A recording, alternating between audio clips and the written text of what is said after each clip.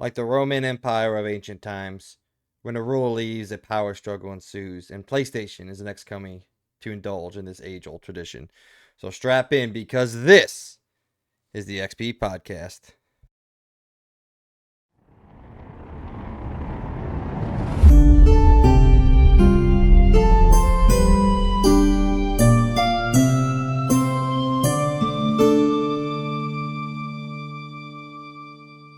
Good morning, evening, or afternoon. What's up, everybody, and welcome to the XP Podcast, episode 67 for the second week of November 2023. I'm your host, Mike Z, and joining me, as always, my co-host, the Birdman himself, Logan B. Hey, it's Birdman ZZ. Welcome to the XP Podcast. We are here. Yeah, Welcome. we are. We exist. That's and in a society. Wow, we sitting- literally just said that at the same time. That was weird. Okay, but yeah, welcome. What? Nothing. My spring just Sorry? like popped on my boom mic. Oh, I thought you were playing the guitar. It sounded like someone. Yeah, no, that was in the back. I'm like, all right, okay. That was the spring. But welcome everybody. Well, I guess we're just gonna jump right in. How's my week? Pretty good. You know, it was busy. A lot of work this week. A lot of me doing a lot of like installation based stuff this week. So, other than that, pretty good. Pretty good.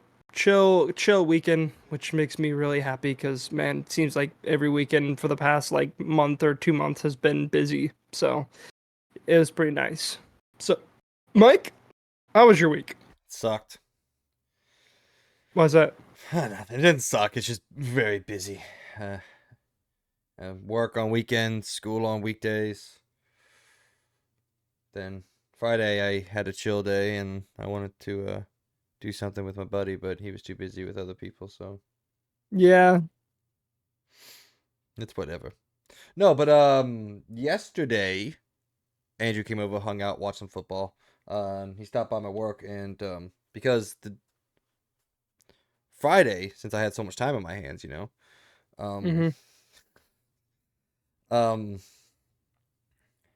I was cleaning off the shelf because Peyton bought another bookshelf because now we need 4 bookshelves to hold all of the books that we have. So I had to rearrange some stuff. You know that cube that's next to my TV? The little 9 cube thing? Yeah, it's now sitting right over there in my game room. Actually, here, I'll show it to everybody. There it is. Oh, yeah. Yeah. Now I gotta do this without fucking anything up.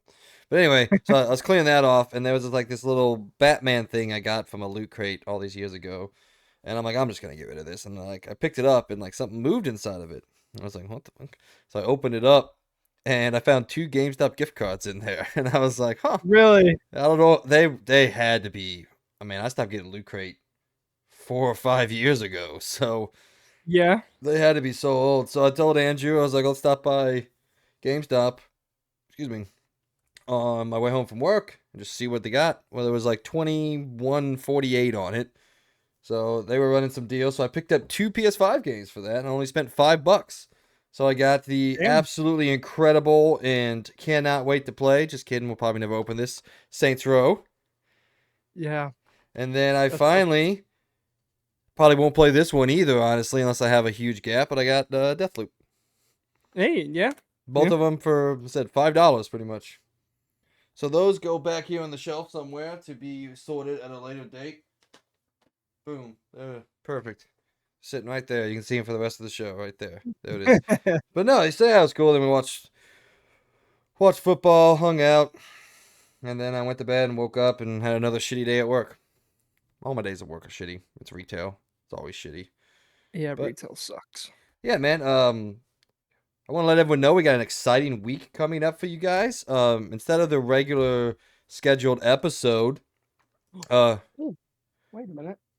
I did pick up something this week too, since I guess we're showing off things. I'll put a pause Actually, on the something you announcements. already have, but Oh yeah, I found him at GameStop. there you go. Just like how you went to GameStop. I haven't been to GameStop in forever, so we ended up going there after because the reason why I wasn't able to get on Friday was because I went to eat Mexican and I had to go pick up some stuff at Walmart, and I ended up also going to GameStop. So I was like, why not? That was pretty cool. Also, dude, Under Armour had probably the best sales this week. Holy shit. Dude, I bought some really cool fucking shoes from Under Armour, and they were like $30. It was so good. So I worth it. I don't spend money on clothes anymore, dude. I just buy shit from like Walmart and Target. Cheapest that I can get it. If it lasts me 6 months, Yeah, perfect. that's fair. Most of my pants rip out in the old dickle region. So, and that's fine. I just go and get another 14.99 pair of pants. I Yeah. don't care. But no, man. So I wanted to let everyone know we have a special episode coming up for you guys instead of our regular episode that we go through like this that you're listening to right now. We're gonna me and Logan and the other two jabronis of the XP podcast, both Worthy and DJ. We're gonna sit down. The nominations for the Game Awards come out on Monday, and so we're gonna sit down midweek.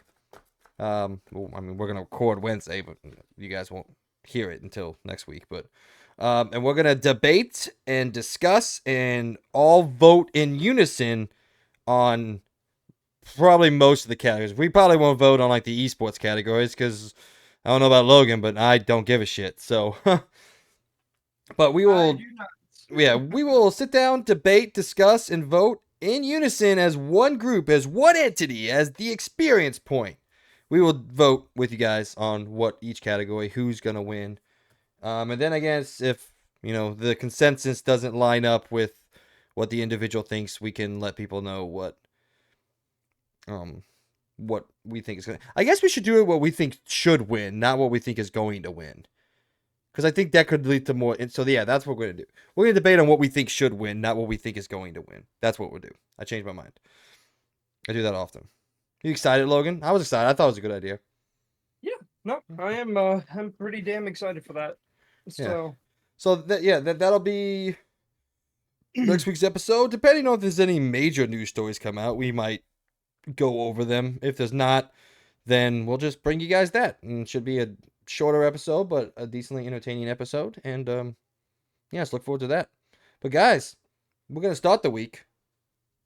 Let's start the episode, sorry. Like we do every single episode with question of the week. And this week is on topic of what we just talked about. Mr. Birdman, I simply ask you, what are the 6 games that will be nominated for Game of the Year? Because usually, okay. well, not usually, every single time they keep it to 6 games. An argument could be made for more this year because this is a ridiculous year, but I'm just gonna go by off the fact that they're gonna stick to just 6 games and they're gonna make the hard decisions to figure out which one of those 6. Yeah. Well, I okay. I have my I already have one. 6. Yeah, me too.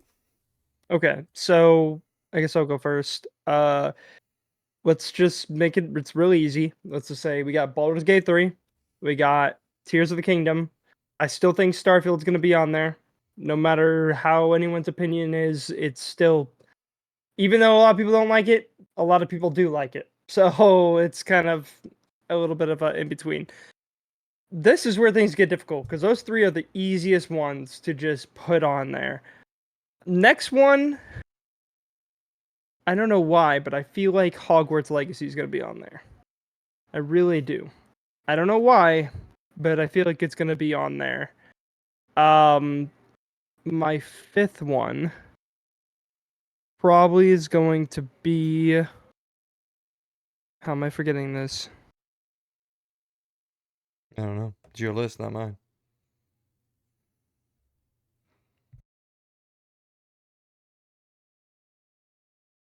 I don't know. I thought I had a what could be the 5th? Would there was Alan Wake 2 maybe that could be 5th. Okay. And then my last one, because I already know no remakes or that are going to be on there. Well, I mean, RE2 was nominated for Game of the Year in 2018. It was? 2019, sorry. Yeah. Oh, I didn't even know that. Okay, well then I guess RE4 remake. All right. So we only have 3 the same. Okay. So the three are that we are similar: Baldur's Gate 3, Tears of the Kingdom, The Legend of Zelda. All right, so we're gonna restart this one. I got Okay. I got Baldur's Gate, Legend of Zelda, Tears of the Kingdom. Those are the easiest two nominations in the history of nominations. Then I Yes. also agree with Alan Wake 2. From what I'm hearing and what I've seen, I'm trying to stay as far away from it as I can because Yeah. I do want to play it, but I have to catch up Me on too. my Alan Wake stuff. And then I think Spider-Man 2, just based off its critical Mm. reaction, I think that's gonna get Oh my God. How did I forget that? How did I forget that? it. Like, I knew I was forgetting something very important. And maybe it's because I've already kind of moved on from it and my brain just instantly went away from it. I was like already on their stuff. But how did I forget Spider-Man 2? I have no Dude, clue. Spider-Man 2 easily takes the place of probably, honestly, what was the one game I said before Alan Wake? Oh, Hogwarts Legacy. I think Spider-Man 2 is going to take over Okay. a Hogwarts Legacy. That's what I meant. So Okay. now we have four of the same. So my Yeah. two actual different ones, I think Final Fantasy 16 gets in there. I think, they try to make the nominations as diverse as they possibly can and putting in a JRPG, a Japanese-based game in there. And it's all around just a phenomenal game that was received really well and people seem to love. And then I think they usually try to give some sort of love to a smaller base game, a more indie style game. So I think Hi-Fi Rush gets an interesting nod here at the end of the year. Um, and a remembrance back to the beginning of the year. I think the first two out, to use a football terminology, they are Hogwarts Legacy and Starfield. I think there's too much discourse and there's just too much that I think Wasn't people under, uh huh? wasn't Last of Us 2 on there and there was so much discourse with that as well? Well, you didn't let me finish my sentence. Keep going. I think there's too, I think there's too much that's just not that. It's accepted to be not that high quality amongst people. I think there's enough about the game that I don't think it gets in there. And you got to remember, The Last of Us has a 93 on OpenCritic, so it's a much more respected game, whether We'll you see. like the story or not. Yeah. Um, but yeah, I don't think Resident Evil 4 or Dead Space make it in there, unfortunately. I think um, what am I trying to say here? The Survivor Horror crown goes to Alan Wake, just because it's something new and seemingly Different. Yeah. super interesting. And that's also why I think Hogwarts Legacy and Starfield get cut out, just because they are tried and true formulas. You can say the same about Spider-Man, but it was better received by 7 points than each of those. So if we're going based off just the general consensus quality, Spider-Man 2 is going to get in a little bit more over that. Because both Hogwarts Legacy and Starfield are at 84, I believe. So, and now I didn't put in my only other one that I would say maybe instead of Hogwarts Legacy or Starfield as a runner-up is like something like Street Fighter 6. Super well received, has a 92. That could sneak its way in. But I put in Hi-Fi Rush because they always try to throw in some sort of smaller game. I mean, Stray was Mm-hmm. nominated last year for Game of the Year, so they try to give props to those smaller games.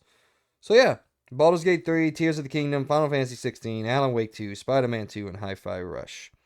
And then Logan's was Baldur's Gate 3, Tears of the Kingdom, Alan Wake 2, Spider-Man 2, Starfield, and Resident Evil 4.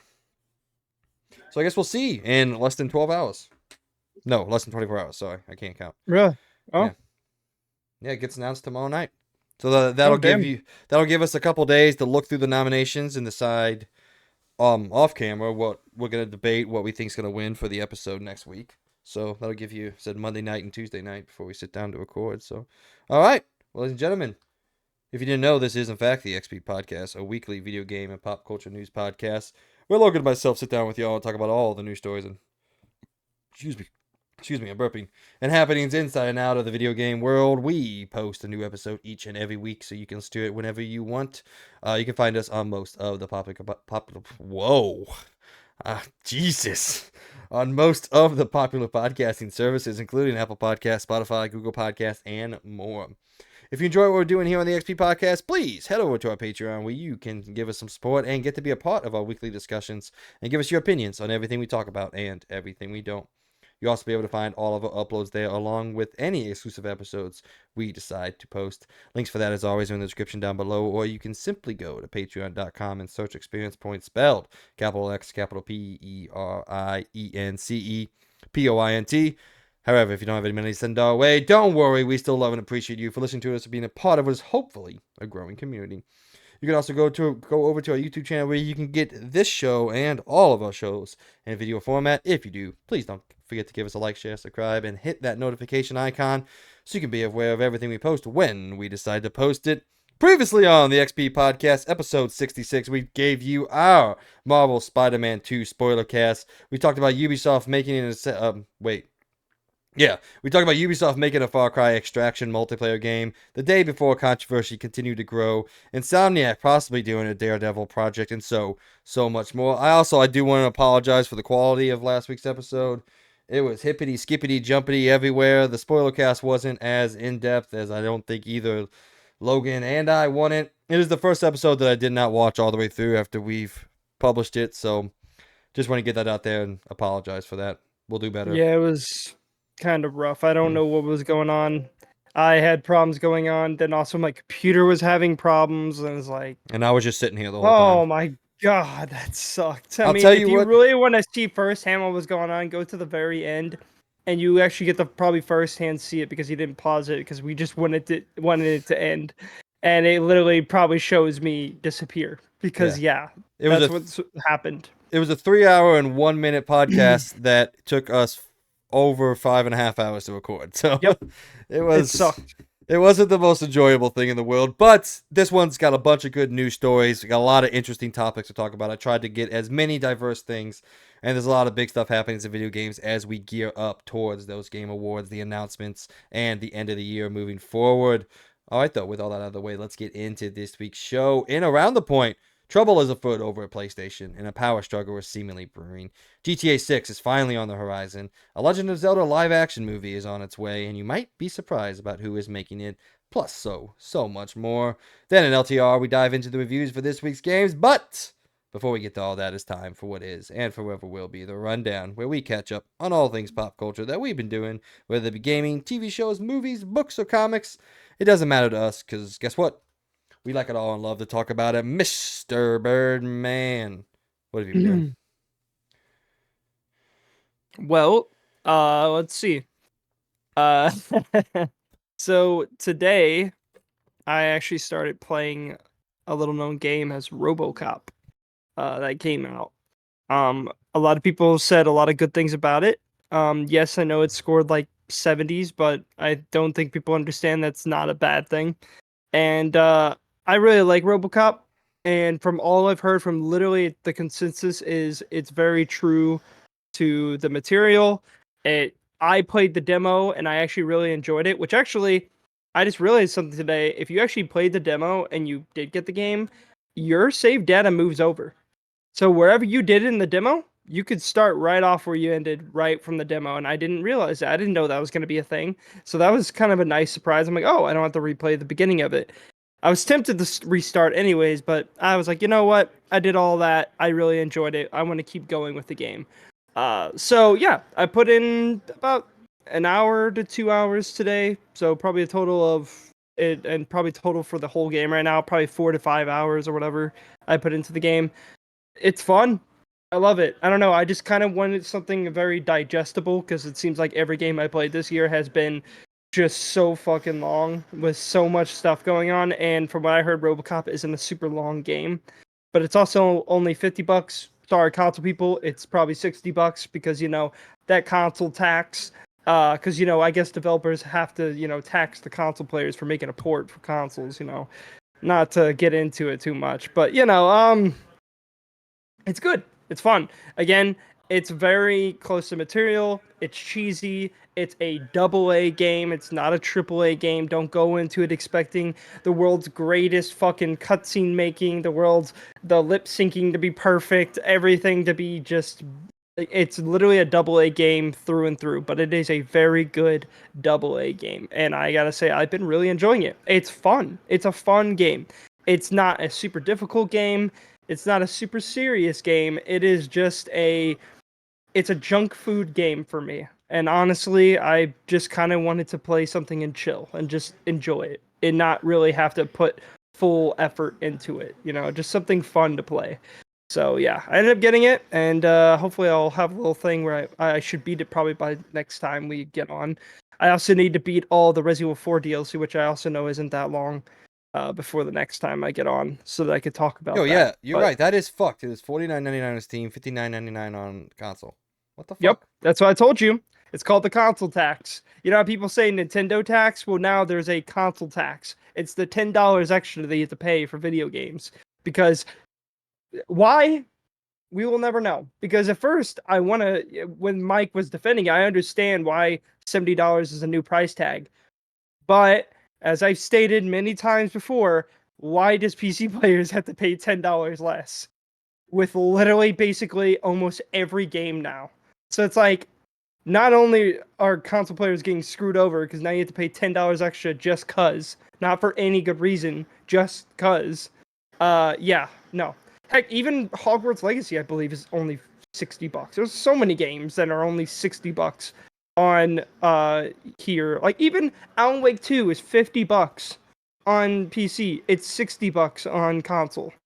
So yeah, That's fucked, man. I I know. I don't like it, and I don't know why no one talks about it. It seems like everyone just glosses over the fact that now console players are getting a $10 tax for just having a console port. When in reality, their main focus with most of these ports is for consoles. So why are we being charged? Well, I'm not part of that we anymore, but still, it's just bullshit. Sorry, I know, but it's just bullshit. But okay. So yeah, I don't know if you had anything to say about it, but I really enjoyed it so far. I don't know if you got to try the demo. I'm gonna guess you probably haven't because you never talked to me about it. So, but would you be willing to try it? Do you like RoboCop? Where can you buy Alan Wake 2 on PC? Because it's not on Steam. Epic. Epic? Okay. It's an Epic exclusive for a year. That Okay. normal thing. Yeah. No, I haven't played RoboCop, by the way. Yeah, I've been it's very good. busy, so. Yeah, Yeah. It's $59.99 on console. That makes no sense to me. Whatever. Oh well. yep, I like playing on console better than PC anyway, so that's fair. But I'll pay $10 so I don't have to deal with this stupid thing that seems to fuck up every 8 seconds. So what that were you is doing? fair. You're talking about RoboCop, yeah. Keep talking. I Yeah, don't yeah. know. I don't know what's going on, man. I'm so tired. Well, how's Gotham Knights? I guess we'll jump to that. How's that life going? I mean, it's my podcast. It's turned into my podcasting game. I put it on and I listen to podcasts while I'm playing it. Yeah. Cause, and it's I look. I actually think it is a perfect game to just play for 5 or so hours. Go play something else for 2 weeks. Jump back in. Continue on for put another 5, 10 hours in. Go play Super Mario RPG when it comes out. Jump back in after that when you're waiting for, I don't know, maybe you're waiting for Avatar to come out. Put another couple days into it. Because when I tell you there is no thought to be done in this game, I mean it. There's not a single second while I'm playing this game where I'm thinking about what to do. Yeah. There's this whole mechanic where you can time your attacks and you can combo different things, and it just doesn't matter, man. Press the fucking square button, press triangle, or hold triangle when you need to do a heavy attack, and live your fucking life. But again, I will state, this does stealth way better than Spider-Man 2 does. But also, Spider-Man 2 doesn't give a shit about stealth. I feel that so much. Yeah, it's still really weird because I know I didn't put this on my rundown, but I do occasionally go back and play the first Spider-Man game. And in my opinion, it just felt like they had a little bit more of a focus on that like that in Miles Morales, but in Spider-Man 2 there was just none of it. Like honestly, they barely even talked about the fact that you could turn invisible as Miles Morales I always in the forgot. game. Yeah, like I always forget that he could turn invisible because like they never bring it up or you never have to use it, which is just I do think kind of sucks because I did kind of enjoy being a little stealthy, and I also just wish that they allowed you to play a stealthy play style, but you can't because most of the stuff that are actually good for stealth aren't till towards the end of the game. So you don't even get the abilities that are good for stealth until like the end of the game. So it's not even worth it. That sucks. I mean, I still use stealth because it was so easy. I could just like take out well over half of them, Yeah. and then usually I would just trip up on something. I'm like, oh, whatever. Well, Like, yeah, at that point you're just I'm like, like, yeah, whatever. Let's fight.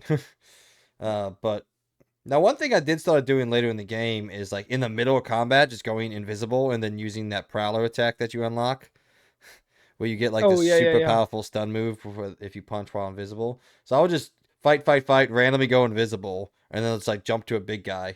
I'm not gonna say what big guy, but jump to the big guy and just attack him for like a little bit extra damage. But yeah, I don't know why. I mean, I know you said you've moved on. I kind of have too, and I feel like I like the game more than you did. But Well, yeah, I'm I kind of didn't just. dislike it. I I just didn't say you didn't give it. disliked it. Oh my god, this whole fucking modern thought process of black and white with no difference of opinion or grayness at all. Just because I like something more than you do does not mean that you don't like it. Okay, I'm backing off. I'm standing down. Sorry, I got a little angry there. Oh, by the way, I promised Andrew that I would rip him to shreds during this episode because he was being a twat when he was at my house. Really. Um, But I want to go back and play Spider-Man 2 again, but I'm no. gonna wait till New Game Plus comes out. As soon as New Game Plus comes back or comes out, which I hope is gonna be very soon, because I still think it's really dumb that it didn't come day one. I want to go back and replay it again, especially with all the abilities, like to be able to like have all that move over and play through it again. But who knows when that's coming? I mean, I guess it's still supposed to come out December, I think. That's what they I said. think that's yeah. So please, because I would love to go back and play it again. I did enjoy it. I just, yeah. We'll go with I didn't enjoy it as much as you. I get it now. So I got you. Let's see if there's anything on the PlayStation blog talking about it. Nope. Well, other than that, while we're still talking about our rundown, we're gonna be talking about a certain something this week, but it got me a little bit wanting to play a lot of my Steam Deck this week. So, which we're gonna be talking about pretty soon. But yeah, I've been playing some of my Steam Deck again. It isn't like just because I haven't really been talking about it a lot doesn't mean I don't play it occasionally, anyways, all the time. Especially lately when I get home now, like sometimes I just like to go lay in bed and like pull out my Steam Deck and just play some games that can run on the Steam Deck. I try to play some of them on my in bed. So yeah, I still love the Steam Deck. I still think it's great. But I gotta say, this new one, ooh, we're gonna Yeah, be getting into it. there's a Ooh, reason I added it to the stories because even yeah, I'm excited about it. yeah. Let's just say, pretty damn pumped for that. Man, let So me tell you what. I cannot wait till after Christmas though. I get to come home and lay in my bed and play PlayStation. I can't wait for yeah, it. yeah. My biggest. So actually, speaking of that, with the Steam Deck, which is a thing I'm kind of really excited about with the new one that we're going to be talking about later, um, is the fact that with my internet, and again, it may just be my internet, man, I've been trying to play like remote play on my Steam Deck, the original, for my PC, and it's awful. It is literally just awful. I don't know what it is, but it just does not work. It sucks. Well, good news I've is tried it with multiple games. At first, I thought it was just, I know Starfield was a problem already because it's just dumb the way they have it set up. But I've tried a bunch of other games, and it's just really choppy and just awful experience, and I don't know why. I've tried figuring it out because I would love to just stream my games from my PC that's right here, and it just doesn't work. And there's one thing they updated with the new Steam Deck that has me a little excited, a little bit of hope that maybe it'll work a little bit better on the other one. Because I kind of agree with you now. I'm kind of turning around. Yes, I know you're ready for this. I am turning around at the thought of maybe, just maybe, that PlayStation Portable might actually be pretty damn good. Because even most new phones, like you have to get like a really new phone to get Wi-Fi 6E, and it's gonna have Wi-Fi 6E built in. and that's a positive note. So that means it's going to be work very well with the remote play. So we'll see. I'm not gonna give it the benefit of doubt till I see the damn thing working.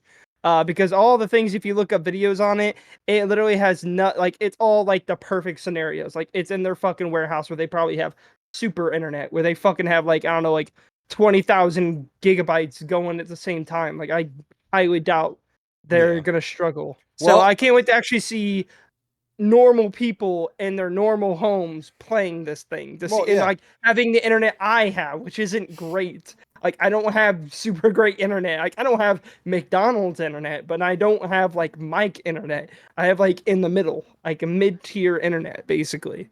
So yeah. Yeah, let's see. We should be getting them shortly. We've already got like hands-on and unboxings, but they're not allowed to show the performance of it yet till release day, which is Yeah. Wednesday, the night we record. Wait. Yeah. Yeah, Wednesday, the night that we Yeah. record. Mine's already shipped out. I'm not getting it. My mom is buying it for me for Christmas, but I had to buy it through my PlayStation account, so I know I'm getting it. But yeah, I got the notification. It shipped Which itself out. So actually, speaking of that, that's kind of the same scenario for me with the Steam Deck because I literally said I want that for Christmas, and my mom's like, "I'll just give you the card, you buy it." I'm like, "Okay, that's fine with me." there you go. So But yeah, so I'm excited about it, man, because I said, look, it just I will hear the arguments that it should have been something else, even though I think that's a bad idea because we see oh Sony no, it we see people Sony struggling enough to make VR at all, yeah, that's let what I was alone about to another say. If third you want a good platform. example of them not doing that, look at PlayStation VR 2 because Yeah, that is the best example of what would happen if they did come out with a portable console. It's not worth it because they literally already are splitting themselves off to try to make VR games or have companies make VR games, which already they can't seem to do very well. And so I don't think them splitting into three sections would be any better. I honestly think they would make way better portable games than they would VR games, but dedicated handhelds just really aren't super popular anymore. They are. The Steam Deck is popular, but I don't see that as its own dedicated handheld with its own library and everything. It's the Steam library. It's a Steam box that's mobile. And it's cool and all that. But, Yeah. another PlayStation Vita or something like that is like it's just I look at it like it's different than the Steam Deck. And it's just not the same device and all that. And I just don't think there's space in the industry right now for a dedicated PlayStation handheld. And honestly, if you just want something to play PlayStation games on the go, then yeah, just get a Steam Deck or an Asus ROG Ally or a Legion Go. They literally all have the Steam library, which they bring their PlayStation games over to, and you can play all their games on the go. I can play Spider-Man on my Steam Deck right now. Why would I need a PlayStation Portable at that point? Because I can play those games on the go already. So if you really want a portable PlayStation console, just get any of those. Yeah. And like I So, told and people, heck, like, on it, sorry, I was gonna say, go like, on. I understand that the Portal is a niche device. It Yeah. was made with a very small mindset of people who are going to use it. It just so happens that it fits perfectly for me. Like I was talking to Andrew last night. We were watching football. I'm like, dude, how fucking cool would it be if I could watch all these games still and just be playing my PlayStation right here? That's all I want. That's Yeah. all I want the thing to do. And then, like I said, every once in a while, I'm like, I really don't want to sit in front of a TV or anything. I'll just go lay down in bed and I can play Spider-Man 2 on my bed. And it's like, it's a very small minority of people, even though, do the thing, apparently, if, the pre-orders are to be believed, it is sold out every single time they make a drop. So, Hmm. good for them, I guess. Hopefully, I really hope people have paid attention and have looked at it and aren't buying this thing thinking it's Vita 2. Because Yeah, they're going which to be very actually, upset when they find out it's not. And honestly, if I start hearing at those, least, if I start go on. reading those stories, I am not going to feel sorry for them.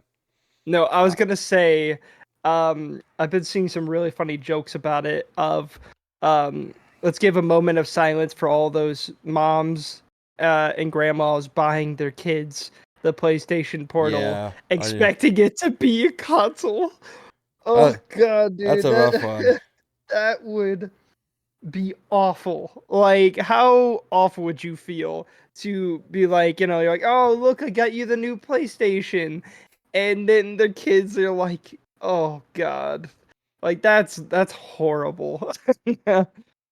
I Oh, hope people are smart enough to do that, but let's be honest, man. People, they don't. You just gotta hope the people that are working at these places explain it to the people before they purchase it. That hey, bro, no this one's isn't gonna a console. say, dude. I No one's know, gonna say shit at GameStop. They don't go I know. GameStop, a Spot. Yeah, Spot's a website. Stop. Yeah. No one's gonna fucking say anything to him, dude. They're gonna be like, "Oh, here you go, $200, please. Your kid can't." I don't even think the thing has a UI. No, it does have a dedicated UI, but it's literally just like connect to play. It just has a start Yeah, screen that says connect to PS5, and then once you connect it, you can actually like turn the PS5 on if it's in rest mode, obviously. Turn it off. yeah. All these different things. What I will be most interested in is I am 100% convinced it's gonna work great in my house with very little latency, if at all noticeable. I'm interested if, I go to your house or my mom and dad's house. How well is that going to work? Because that's not, it can do it, but that's not really its designed function. So Hmm. I'll be super interested in how that works, and I can't wait to test it out. Man, we have gotten off track. What were we Yeah, talking about to get quite a on bit. this track? Steam Deck. Steam Deck. Steam Yeah, Dick. What? I'm yeah. talking about some Steam Dick over here. I had some Steam Dick the other day. It was pretty good. All right. Alrighty Okay. then. Yeah. Sorry, Peyton. So, Modern Family. Yeah, have you ever Hmm. watched Modern Family? Modern I have Family? not. Oh, you should, man. It's fucking hysterical. And like I said, I'm knee deep in schoolwork right now, pretty much at all times. If I'm not, playing games every now and then, or so it's just something that I have on the background while I'm reading stories, writing, doing some Espanol homework. It's just on the background. I love Modern Family. It's so good. And then yeah, I'll just throw this other one out. Watch obviously episode 2 of season 2 of Invincible. It's Invincible. It's absolutely an incredible TV show with amazing writing and just really well done characters. And man, when I tell you they are sticking with the when bad shit happens, not everybody's sunshine and rainbows when it's over. So and I love it. I love that they're sticking with that, man. So I'm excited for you to sit down and watch it when it's all out. So maybe I'll lend Hmm. you. No, wait, can I do that? Is this sharing on Amazon? Well, no, I think it I is. have, Oh, I okay. have it, so it's Never okay. mind. Whenever So, it all right. comes to that point. Tell me about 2 movies that I have no interest in seeing. What's up? Yeah. So, I end up watching because I've been actually pretty curious about this movie. I went in with very low expectations, but it's a movie called Five Nights at Freddy's. Or, obviously we're a gaming podcast, so a lot of people probably know what that name is. If you're listening to this, you probably know what Five Nights at Freddy's is. It's originally a game that was honestly very niche when it came out, but it ended up blowing up and becoming very popular, and now it's a movie. Where basically the premise of the game, in a sense, to be basic, is like this guy that gets hired at a place, and basically the whole point of the game is you're trying to survive 5 nights at Freddy's. And you're like basically the security guard where you gotta like make sure these animatronics don't get in the room and kill you. Well, that's basically the most basic way to explain Five Nights at Freddy's. But yeah, they have a movie that was actually pretty damn close to the lore. Because me and Amy were kind of looking up lore stuff when we were watching it the other day, and I honestly thought it was pretty good. Like maybe because I went in with super low expectations, I ended up being impressed with it. I thought it was actually pretty good. I thought the story was interesting. I thought there was some good twists in there. Especially if you don't know the lore already, there's some pretty good twists in there. Yeah, I actually really enjoyed it. I wouldn't say it was great. I thought it was a good movie, but I definitely wouldn't say it was great or perfection or probably the best movie I've seen all year. But I really enjoyed it. I thought it was good. I thought the whole storyline was interesting. I thought it wasn't a very scary movie in my opinion. For some people it might be more scary. It did scare Amy a little bit. um, but I didn't really find it that scary. I just found it more interesting than anything else. So it was good. Yeah, it's on Peacock. So sadly, there's no free trial. So I spent $6 to watch it, but it's okay. It was $6 compared to me going to the theater and spending $40 or so probably to go see it. So, I don't want to say I don't support movie theaters. I usually try to go to the movie theater. I just haven't really had a good reason to go to the theater in a while. But the other movie I decided to watch, another movie I was actually kind of interested in, even though I absolutely do not like Disney at this point. I just kind of fed up with them. They come out with a lot of crap, but sometimes the little sneaky one gets through, and that was the Haunted Mansion movie. That I feel like almost no fucking marketing for this movie. I feel like there was none, zilch. Like I barely even knew it was coming out. It just kind of came out, and it supposedly didn't do really good in the box office. But I thought it looked really interesting. It had good people, good actors and actresses in the movie, and I was like, okay, it looks pretty interesting. I like the original Haunted Mansion, which now I just said it. Yeah, I watched the Haunted Mansion, and I thought it was good. Again, I thought it was good. Like I don't know, I went in with not as low expectations as Five Nights at Freddy's, but I will say though I do think the emotional parts of the movie don't really hit that well. It tries to hit some emotions throughout, and I didn't really think it hit. But I thought the whole storyline and just the characters and the comedy, I thought it was actually really, really good. I actually really, really liked it. Again, it kind of brought me back to that original Haunted Mansion, which I also really enjoyed. So yeah, it's good. Again, like a good Disney movie that came out within the last year or so. So I don't even know when it came out. I think it came out this year. Yeah, Yeah. it did. Yeah. Yeah. 47 on Metacritic. Yeah. Again, I don't think it's that bad. I think that's um a bit critical to say the least. Like I don't think it's that bad. I'm thinking more like a mid C or high C maybe.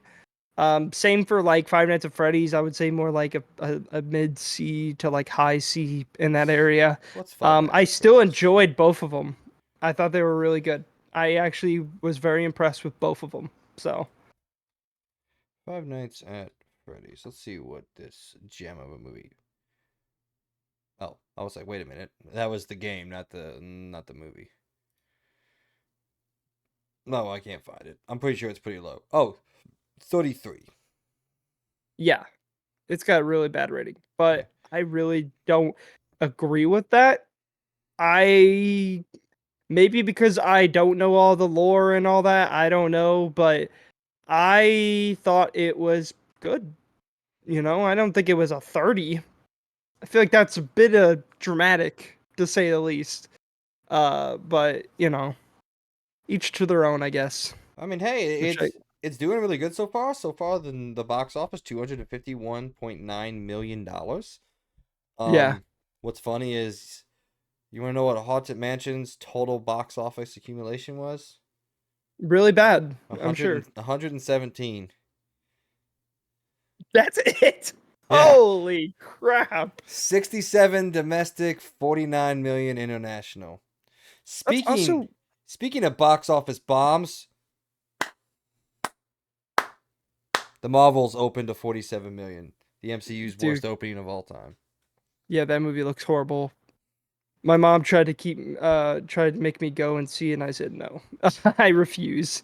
I will not go back to the theaters after all this time to go see the Marvels. I'm good. It's nothing about. It just looks awful. It looks so bad. I still need to watch Loki. I mean, just like you need to, but you're clearly never gonna do it.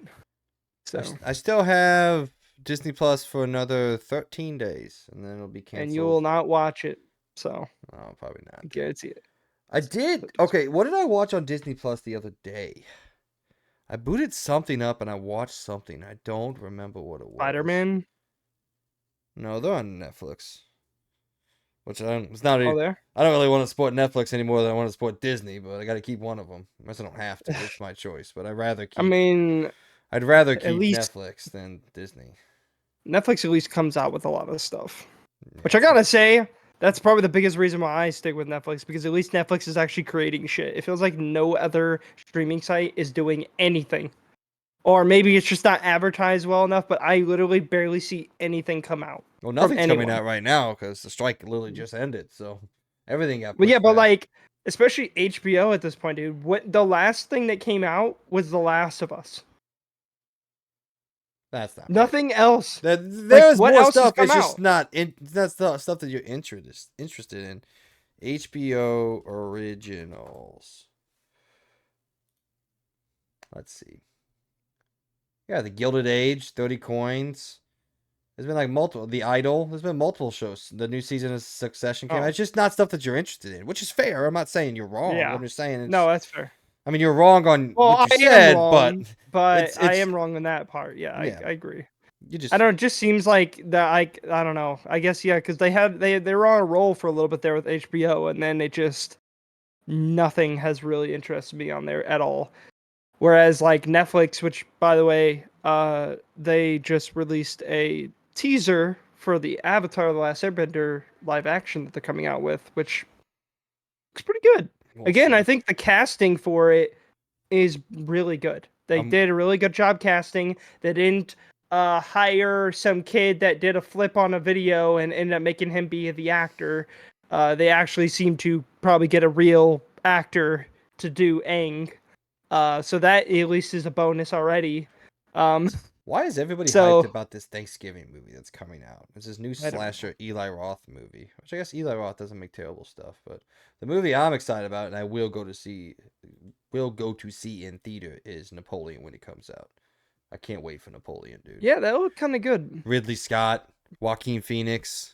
Oh, Yeah, speaking of Joaquin Phoenix, where the fuck is Joker 2? it's being I've worked seen on. so many pictures of like them like making the movie, and it's almost well. I guess again, I keep forgetting there's a writer's strike and all that shit. Please just end it. Yeah. Like, how much Joker longer does this gotta keep going on? Polier Dukes. That's the name of the movie. That's an awful name. Just to call it Joker 2. Why? Why? Yeah, Why go so crazy? I don't know. Anything else coming out? This is we're on the kind of this movie talk. I want to June see. was supposed to come out this year, but that got delayed. It got pushed to next year. Yeah. Yeah. Um. Apparently, there's an Animal Crossing Christmas festival, the movie coming out.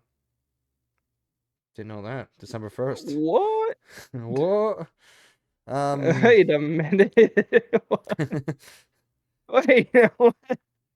I am what? Oh, dude. Here's one that everybody has forgot is coming out this year. Aquaman: The Lost Kingdom. Comes out That's still December. coming out this year? Comes out December 22nd. I've literally never seen a single thing about it. Not even like a trailer. Did they even come out with a trailer? I have to. Everyone's really excited about this new Mean Girls that just got the first trailer. And look, man, I freaking love Mean Girls. It's one of like the defining teenage rom-coms of my generation. And not gonna say I don't think the new one looks that good. But who knows? Maybe it will be. I also watch a lot of shitty movies, so when does Dune Part 2 come out? I think I got pushed pretty far, honestly. Yeah, March 15th. God, I can't I will be there so fast for that, man. I can't wait. Yo, what the fuck? What in the hell is this? Man, that looks weird. Oh, You know they're okay. making a fourth Kung Fu Panda? No, March 29th. Hey, speaking of dude, that, sorry, did you watch the new trailer for the Planet of the Apes movie? You know me, I fucking love Planet of the Apes, dude. I did see a little picture of it, but I Oh, didn't see the he's trailer. got Because you're the Freya. one who made me watch all of them, so I do know Okay, I don't know about what all of them. made you. Okay, well, that's fair. I You coerced you. invited me over, and we ended up watching all of them. Well, Like, not actually, I think we watched, yeah, we watched all of well, them not in one all of sitting. them. We watched the newest trilogy. All of Okay, well, them. yeah, There's we like didn't a shit watch ton the of them. old ones. Yeah. But yeah, I'll have to watch that later. I forgot about that. dude, it looks so good. I said, I mean, it's not directed by Matt Reeves or anything, so Matt Reeves is a little busy making Joker Folier Deluxe Dukes or whatever the hell you say it. Oh, he's the same one that made the Planet of the Apes. I didn't know that. Huh. He made this last two. He made Dawn and oh fuck, it goes Rise, Dawn, and And War. oh yeah, yeah, Yeah. War, yeah. So he made Dawn and War, which are definitely better than Rise. But all right, man, I think that's enough talking about random bullshit. You want to jump into it? We got a bunch of good stories, and I'm excited to talk about some of them with you. So, what do you say? Yep. All right, well, ladies and gentlemen, no point in the show this week, but like I said, we got a special episode coming to you next week. It looks like look excited, be excited. I don't know what you do with your life, but we're excited for it. But right now, we're gonna go to Around the Point, where we here at the Experience Point go around the video game world and give you the news that you need to know about.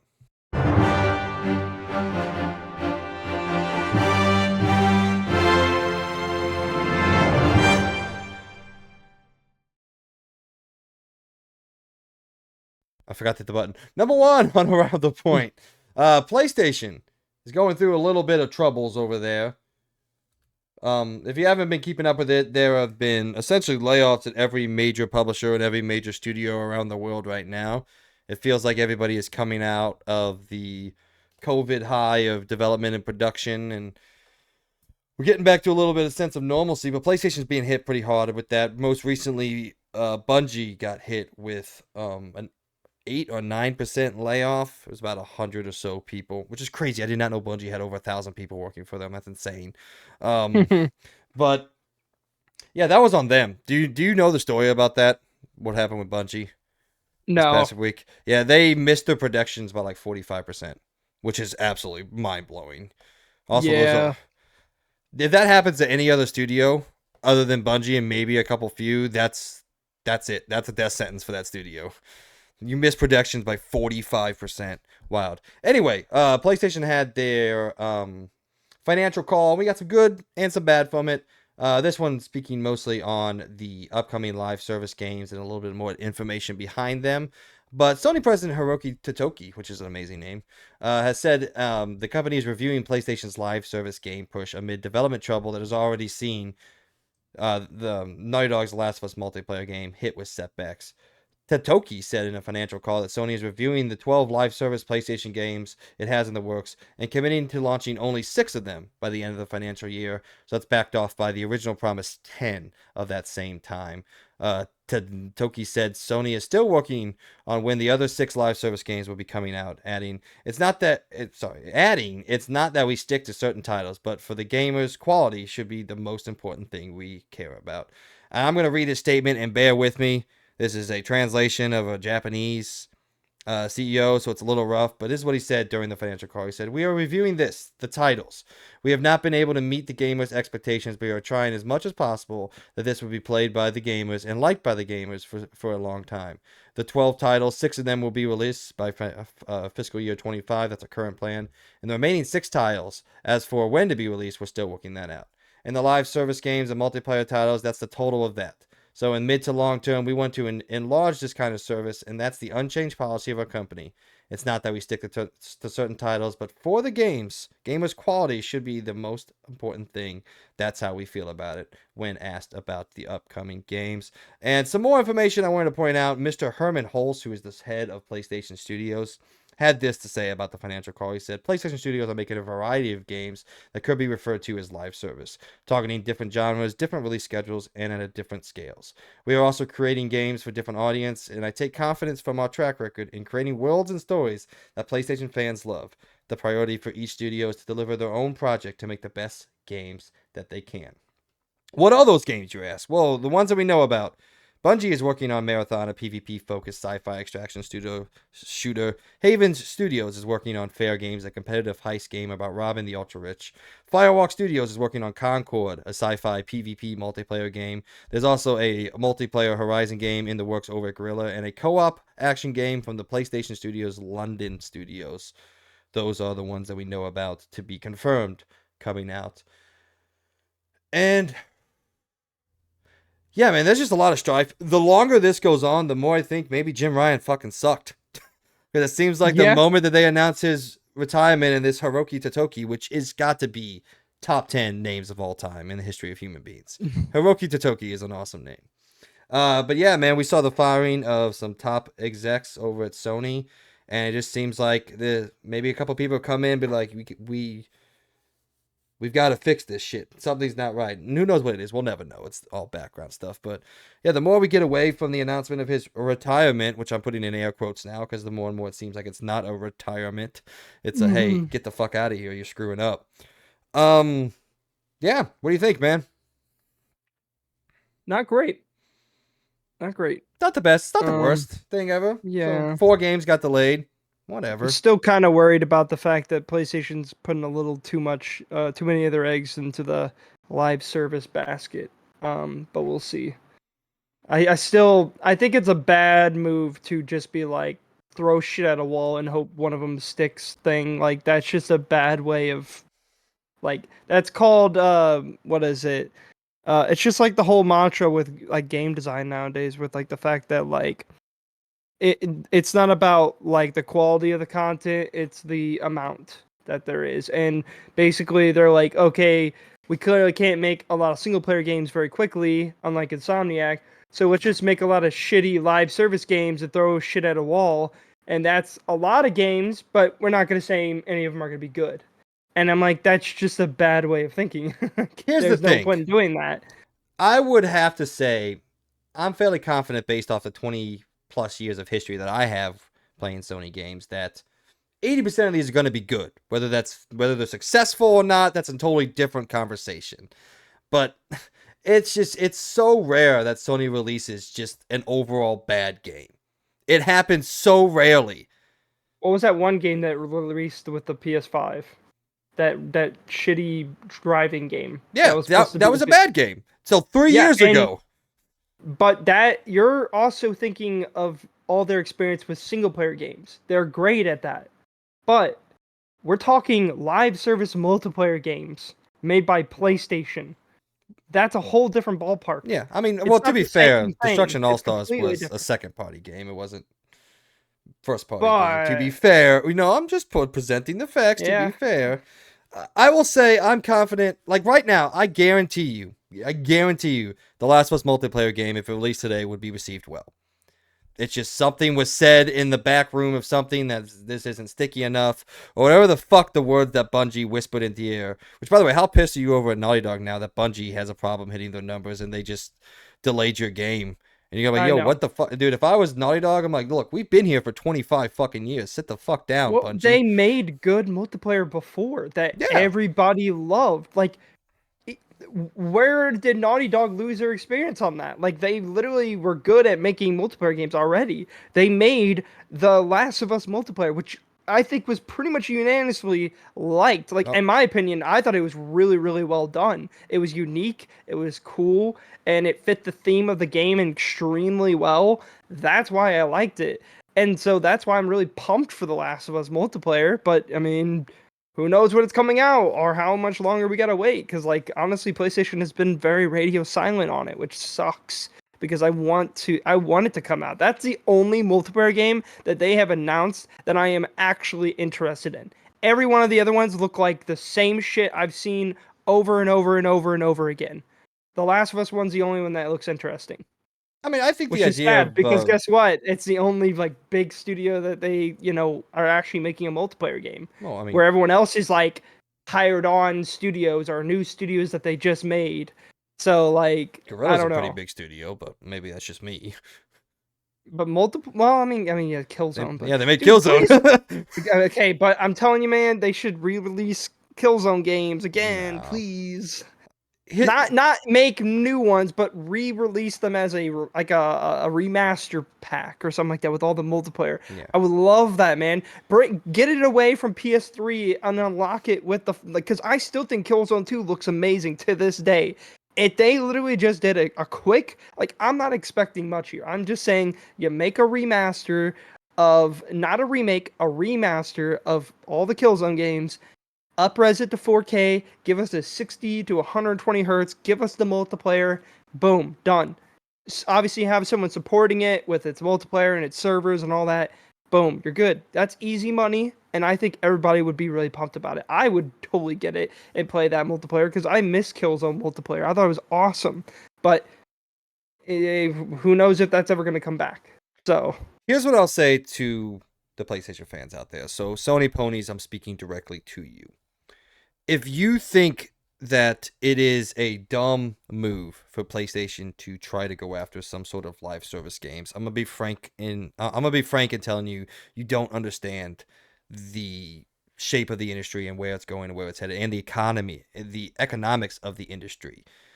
PlayStation would be the worst video game company in the world if they never tried to make one of these and they never tried to make it work. They need to find their Sea of Stars. That's not right. The Sea of Thieves, the Halo Infinite, their, Fortnite, the GTA Online. They got to find something like that because these Call of things. Duty. Yeah, Call of Duty. These things are getting so fucking expensive. I mean, the rumored budget for The Last of Us Part 3 is $350 million for a $70 game. I want to remind people the budget for The Last of Us was $80 million for a $60 game. These things are not comparable anymore. The price that it takes to make these games, the time that it takes to make these games is getting so bloated and so overdone that the income has to be buoyed by something. Do I love that they're taking the shotgun approach? No. I'd rather there be a little bit more thought put into these, but I still think they've made not the worst. Fair Games maybe isn't shaping up to Yeah, be that's that probably well. the worst. Yeah, that one's probably the worst. one. But like The Last of Us multiplayer, Horizon multiplayer, this Concord from Firewalk Studios, from what I've seen of them, they're a pretty adept studio at multiplayer games, so we'll see. We know literally nothing about it other than it's got a jiggly burger in it. So that's the only thing I learned from that trailer, so I guess we'll find out.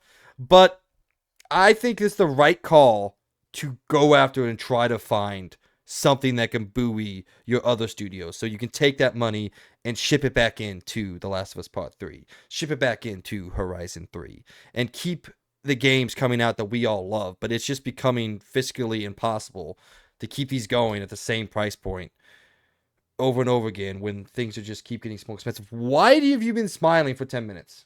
Because all I can think of is like, you wait a year and then it's going to be like $10 less on PC. I'm sorry. No, you're I'm fine. going to constantly bring it By up. the way, it's about 2 years, by the way, Sorry, 2 years. that Sorry. Sony takes to put them out. But And then it'll be $10 less. I don't know. I mean, you have to agree with me a little bit, man. Like, it would be very dumb of them to not at least go after this and try. Oh, no, I understand that they should go for it. It's the approach that they're taking. Yeah.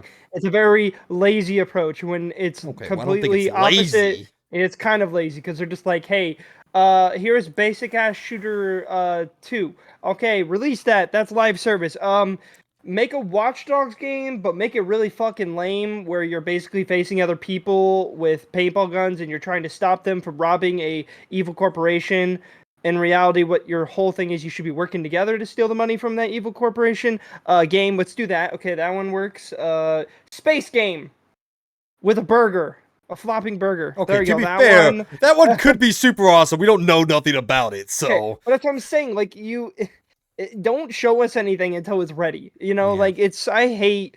I will say this for any company. I don't give a shit. Xbox, Nintendo, whatever. I hate when they clearly are just showing us some shitty ass thing that they show to the corpse. Like, I don't care what you show to the corpos. They will like anything. You can just show them a colorful picture and they're like, oh, I'll give you $1 million for that. Well, it's not the same for gamers, okay? They want to see gameplay. They want to see the game. So you're not impressing me with these stupid fucking trailers. Like, I think any animator could make any of those without any kind of engine or anything. Like, I don't care about that. That's not gonna show me Side anything. conversation real quick. Have you seen that Need for Speed Most Wanted remake trailer that this guy made in Unreal Engine 5?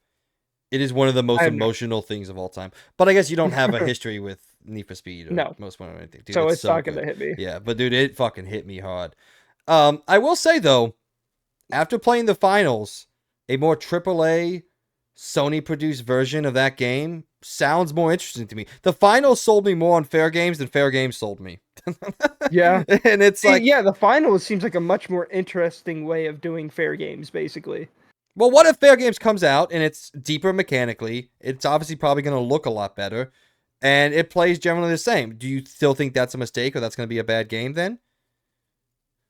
Dude, just so far the premise behind it just isn't catching me. It's the Like, exact just... same as the finals. What are you talking No, the about? finals is you're in some kind of game show. The entire time there's some announcer. That's Oh, okay, fair completely enough. opposite of what Fair Games is. Fair Games is literally you trying to rob a corporation that is like a greedy corporation, which again is kind of funny because it's about, Sony is kind of a corporation. But basically they have that, but then there's other people that are doing the same thing, but they're trying to stop you to get it themselves.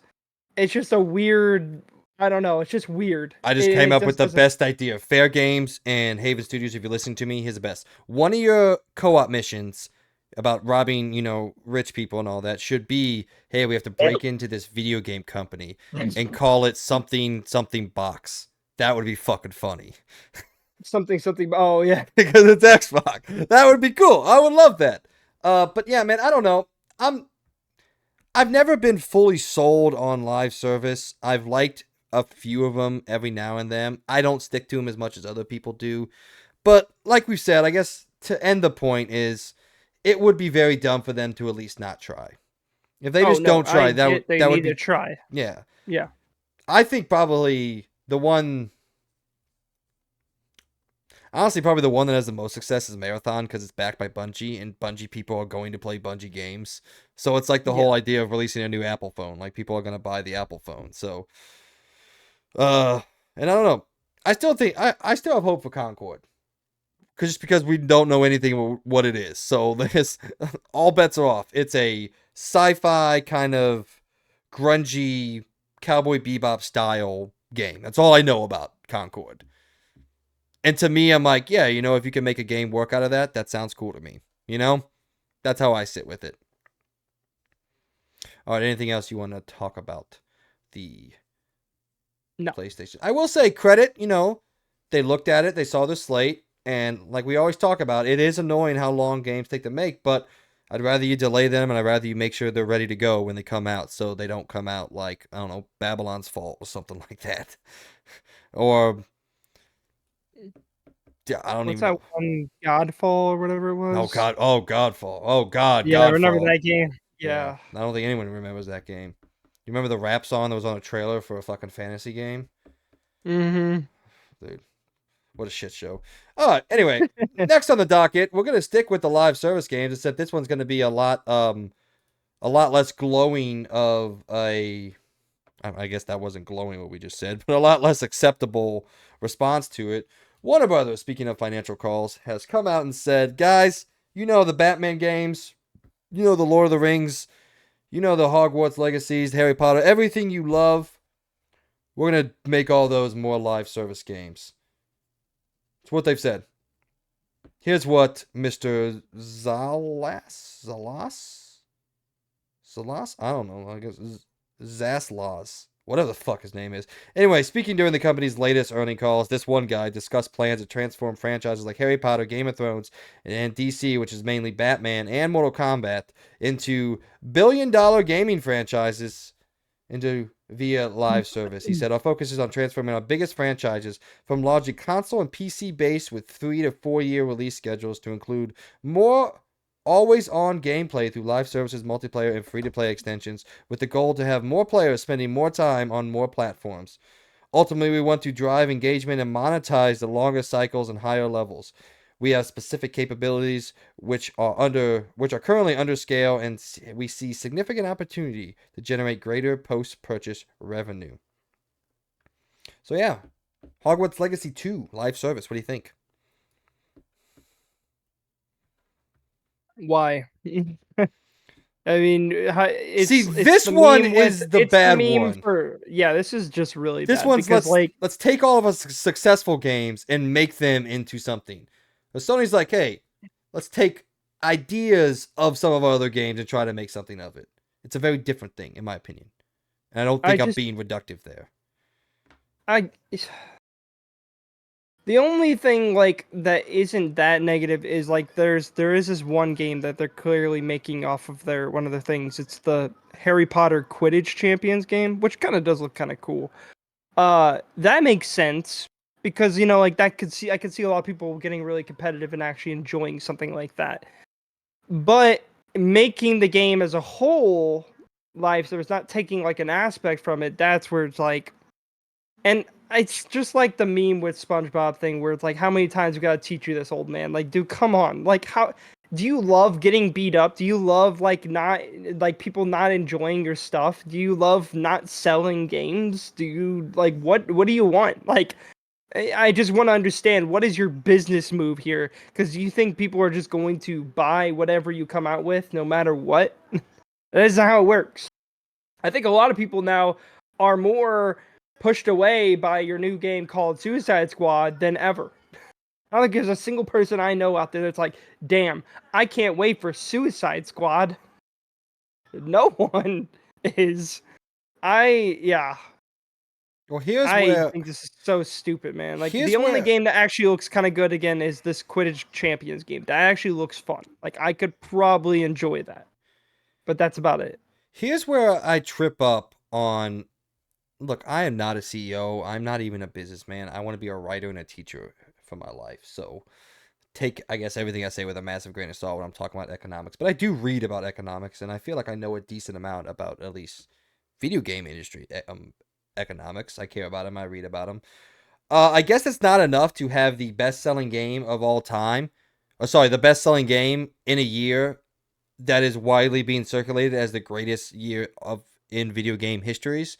You have a game called Hogwarts Legacy that has outsold, listen here, Call of Duty, Madden, NBA, all the fighting games, Tears of the Legend of Zelda, Tears of the Kingdom, a new Mario game. Hogwarts Legacy's beaten them all, took them all down. Has been the best-selling game since its launch in February and has never even wavered from the number one spot. But I guess that's not enough. I hit my computer. I don't know where head's Yeah. at, man. I just this one blew my fucking mind when I read it. I was like, look, there are certain franchises that I think could work. None of the ones that they named are any of them. Harry Potter, Game of Thrones, DC, and Mortal Kombat. Well, first of all, isn't a fighting game just generally a live service game to begin with? Pretty much. Yeah. Yeah. So, but what's a Game of Thrones live service game gonna look like? An MMO or yeah, probably that's about all I can think of as like an MMO. Like, I just don't understand, man. I just don't get it. I do it again. You would think people by now, you would think business people looking at all the examples and seeing that there are only a short few of companies that get it right. And they still do it. And then they still get the same exact thing happen to all of them. They come out, they last a couple months, and then they close down. That's what happens to all these live service games. They never last. And that's why live services I hate live service, man. I really do. Because it's basically them saying, "Hey, we're too lazy to make all the content. So we're going to come out with a game that is incomplete and then slowly give you content." And then that makes it seem like there's constantly content coming in, but in reality, it's just us finally finishing the game that we should have had finished since launch. And that's why I can't stand it. But I understand some games do it right. You know, some do it right. Some have an actual complete game, and then they come out with extra stuff, and they keep going with it. That's a better way of doing things. But yeah, I think I live hate this. service. I think live service has a place in the industry. Obviously, it has a place. It's been around for quite a few years now. It has a place with games like MMOs, like we talked about, or like the competitive Multiplayer shooters. games. Yeah, Yeah. competitive shooter games. Fortnite's a great example. You know, Fortnite works as a live service game. Call of Duty, forever much we don't like it sometimes, and trust me, later on this episode, we're about to talk a bunch of shit about one. Mm-hmm. That has a place there. You know, something like a dedicated multiplayer game set next to your single player franchises, like The Last of Us, like Horizon, like Halo Infinite. That shit can work. Halo Infinite's having its best couple months spanned in the history of that game existing with the new season. Everyone's loving it. All the word I hear is that the new season of Halo Infinite has completely changed the game, brought people back. It had its most successful month on Steam since launch. So Yeah. it can be done, but man, I don't know. You just got to be careful because one, yes, it can be done and you can make a lot of money, or it can fail and you can lose a shit ton of money. But and the thing is too, I think a lot of companies don't understand making a live service game isn't as easy as you think it is. It's a lot of work. I mean, that's why some of the best examples are like Fortnite and all that. There are like mega fucking groups. Like they have so much people working on that game. And yeah, it's no duh that they are able to put out so much content so fast and so in a constant speed. Whereas compared to a lot of these games that just end up being like, oh, we could do it, and then they think it's super easy. Like you don't release stuff for months, and people will just be super pumped about it. It's like, no, that's not how it works. Live services, people, it's like people that have like they want stuff constantly. They want that constant satisfaction of this game constantly giving them new things to do. And like every like month there's some big drop, or every month and a half or something like that. There's something new, something exciting to look forward to. That's where live service do well, but it's hard to do. And I don't think a lot of companies understand how hard it is to make a good live service game. It's not easy. What? It's not as easy. It's not easy money. It's actually a lot of work. Yeah. I think it's twofold. I think one, it's hard to do, and there are companies that don't understand it. But also, I think there are people who play these games that also don't understand that. Sometimes you Mhm. might have to go a month or so without anything new to play. Go on to something else and come back when that new thing releases. That's what I did with Avengers for so long, and that game's trash, ass trash. That's what that Yeah. game is. But when they would launch something new, I boot it back up and play through the stuff, and I move on with my life. Speaking of how many people it takes to work on these games, have you looked at the developers that are credited for Call of Duty Modern Warfare 3? You want me to read them to you? I mean, I'm going to, but here you go. You ready? Sledgehammer of the Yep. games: Infinity Ward, Treyarch, Beanox, Demonware, High Moon Studios, Raven Software, and Toys for Bob. That's essentially just Activision.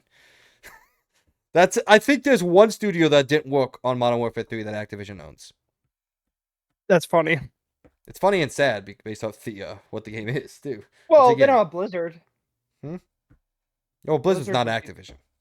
Blizzard's its own Yes, thing. they are. It's No, Activision Blizzard. That's why it's separated. Okay, well, but it's under Activision.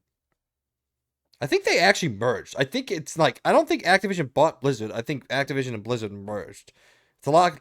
It's a lot like we just saw with. Maybe I'm wrong. I haven't looked into because I don't really care about Activision that much. Don't really care about the games they make other than Call of Duty, and I care about those every 5 years. See what they own. I'm curious, but keep going. I'm gonna. I Oh yeah, might- so they have. They also have King. Yeah, but Which King's is the only mobile like gaming. It's yeah, mobile games. yeah, Candy Crush, basically. which makes more money Basically. than Call of Duty does. To be fair. Yeah, so. dude, Candy Crush is insane. I still can't believe that's still a thing. But yep, all right. Yeah, I think my point was over. I don't truly remember. Yeah, but Warner Brothers, look, man. Screw you. Yeah, you have made some fantastic games, and I just want you to keep Especially this making- year. Yeah, You just came out with a great game, Hogwarts Legacy, which we'll be talking about soon. I think about yeah. So another version of it that's Yeah. going to sell probably even more. oh yeah, The fact that, dude, Hogwarts, people forget, in its first 2 weeks, Hogwarts Legacy on only current gen consoles, PS5, Xbox Series X and S, and PC, sold 12 million copies. that's Is insane. fucking ridiculous. I can't even imagine how many copies. It's got to be north of 20 by now. And like I said, and the Switch is just going to boost that higher.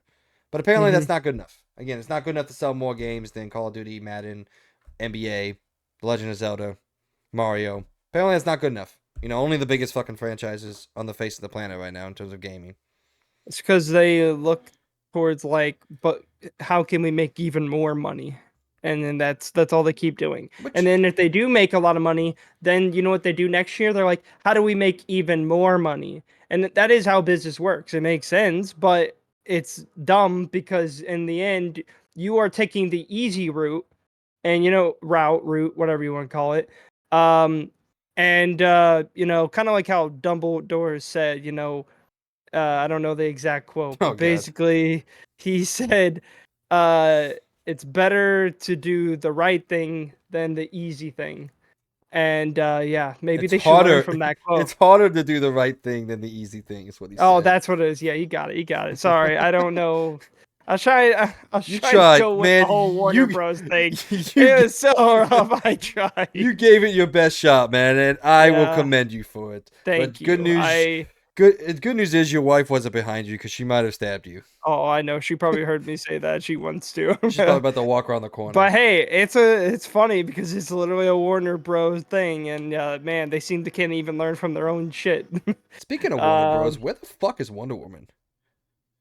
Probably never coming out because it's not live service enough. That's true. Man, what a time we live in. Look, I sympathize partially because I'm 32 years old. I have a greater understanding of money, what it costs, and what it takes to make these things. That's why I've always been on board with $70. What's funny, the game should probably be even more than that. If you look at just simple inflation, the game should probably cost $80 by now. So, and it hasn't. It may happen with a game that we're literally seconds away from talking about. I have a sneaking suspicion this is not going to be a $70 game. And I don't think it will matter at all. But so let's go ahead. It's gonna make a ton of money anyways. Yeah, so. It doesn't matter how much this game is. This game they could say $100 for this game. Yeah. And they're like, sure, what not? I'm gonna buy it. I don't give a fuck. I'm gonna buy it. I don't care what it costs. This is the one game that like I don't give a shit. Like I'm willing to pay whatever I have to. All right, to play this game. Speaking of this game, ladies and gentlemen, the time has finally come after years and years, essentially, a decade. After a decade of waiting, Rockstar has announced that it will debut the first reveal trailer for Grand Theft Auto 6 in December 2023. Revealed on a post on the Rockstar Newswire, the developer confirmed rumors from early in November that it would share a first official look at the long anticipated sequel to the most successful video game of all time this coming month. This is what they had to say. They said, we are very excited to let you know that in early December, we will release the first trailer for the next Grand Theft Auto. We look forward to many more years of sharing these experiences with all of you. The post began by indicating the 25th anniversary of Rockstar would arrive next month as well, meaning the GTA 6 trailer will perhaps debut on the same day. That being said, only the vague December 1998 window exists for the foundation date, and the studio was only announced on January 22nd to follow. I don't know what any of that meant. Anyway, this has got to be Game Awards, right?